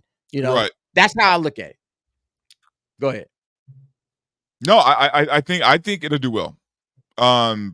It probably didn't cost all that much, So yeah, they'll make profit. Yeah, I think they'll make some money. I think it'll be all right. I think that it just kind of makes you think, okay, what's the future of Hollywood? You know, when, you know, movies like, let's say, Furiosa can't make money. You know, a movie like Planet of the Apes, a movie like The Fall Guy is supposedly, you know, original content. It can't make money, but the Venom's going to clean house, you know, but they're giving the people what they want. They're giving the people. When does it come out? I think it comes out in October. So it's going to be around like a Halloween type of movie. It's got some horror in it, so it'll be, you know, a Halloween type movie. But yeah, this might be the future of Hollywood, guys. This might be it. This might be what we are looking at going forward when it comes to Hollywood. Hey, it's just going to be stuff like Venom, you know, stuff like Jurassic World. Oh my God, leave that thing. Hey, I'm just saying it might. That might be because there's no such thing as dinosaurs. None. That is a total myth, dude. They have not found one intact dinosaur bone. And who are these people that say it's millions of years? I told y'all. Listen, y'all know T is conspiracy theory. Counterclock that says, hey, this is quick carbon date. That is made upness. Just like it's made upness. Just like it's moon landing. Go ahead, say it, T. You know you want to say the moon landing. Say it. Moon landing was fake. The interest rate is fake. You know what I mean? It's fake. Time is fake. It's just y'all, this is what I deal with every night, y'all. And me and T is chat. And T, when I'm heading out from work, T hits me up, and this is what we talk about, man. Just we like talk about this. Like flat Earth. Hey, look, somebody already right there with you, T. Yep. Flat Earth, baby. That is it. You don't live on a spinning ball. You are a flat Earth, and you want to see the best depiction of it? It's in Westworld. You are in this little animal kingdom. You live on a reserve. You live on a big reserve. And then past the ice is another reserve. And then another. I want to see that movie. Do that. You kind of do it. One of these days, we're going to have to do a full conspiracy stream with T. Because T's conspiracy streams is out of there. You mean to tell me it's 62 miles from here to outer space? How is that possible, dude? You mean from here to Riverside? My God, we got some people in here agreeing with you, man. What the hell? Hey, no, what's up? La Bonita, JFK is alive. Look at that. Probably he's on that other island past the ice, hanging with Tupac. Exactly, dude. Oh my God, man! Look, I'm right here with you, Ezzy. I'm right here. I ain't listening to T. I gotta listen to him because that's my homie, but I ain't listening to him at the same time. Hear me now. Forgive me later. All right. Oh Hear my me God, now. man. Forgive me later. Hey, look, fellas, I want to thank y'all for hanging out with me, man. We about to wrap it up, man. Thanks for being here. All of y'all, look, man, I think we got up to like 143. This is by far the biggest show that I've ever had for the DA's office, all right? It's 120 of y'all right now, but it got all the way up to like 143. I want to thank every last one of you guys for rocking with us tonight, just discussing whatever it is that we discuss, and appreciate that. Dante, talk to the people. Tell them what it is that you do and tell them where to find you. Yeah, guys, definitely follow me on subscribe to my channel on YouTube, Verbal Riot. And yeah, I'm just, I just talk shit about movies, entertainment, video games, you name it. You can follow me on X as well. You can also follow me on Rumble. X, I'm a little bit more controversial, so if you're thin-skinned, you might not want to follow me. If you need trigger warnings, I'm not the guy to follow. But other than that, yeah, man, I welcome you. Yeah, thank you, man. Hey, Dante, thanks for being here, man. We love it when you come through, and we appreciate it, man. You guys get out there. I'll leave the links in the description. Verbal Riot Show on X, and then make sure you guys follow him on YouTube. I will put the links in the description of this video if you guys haven't seen it.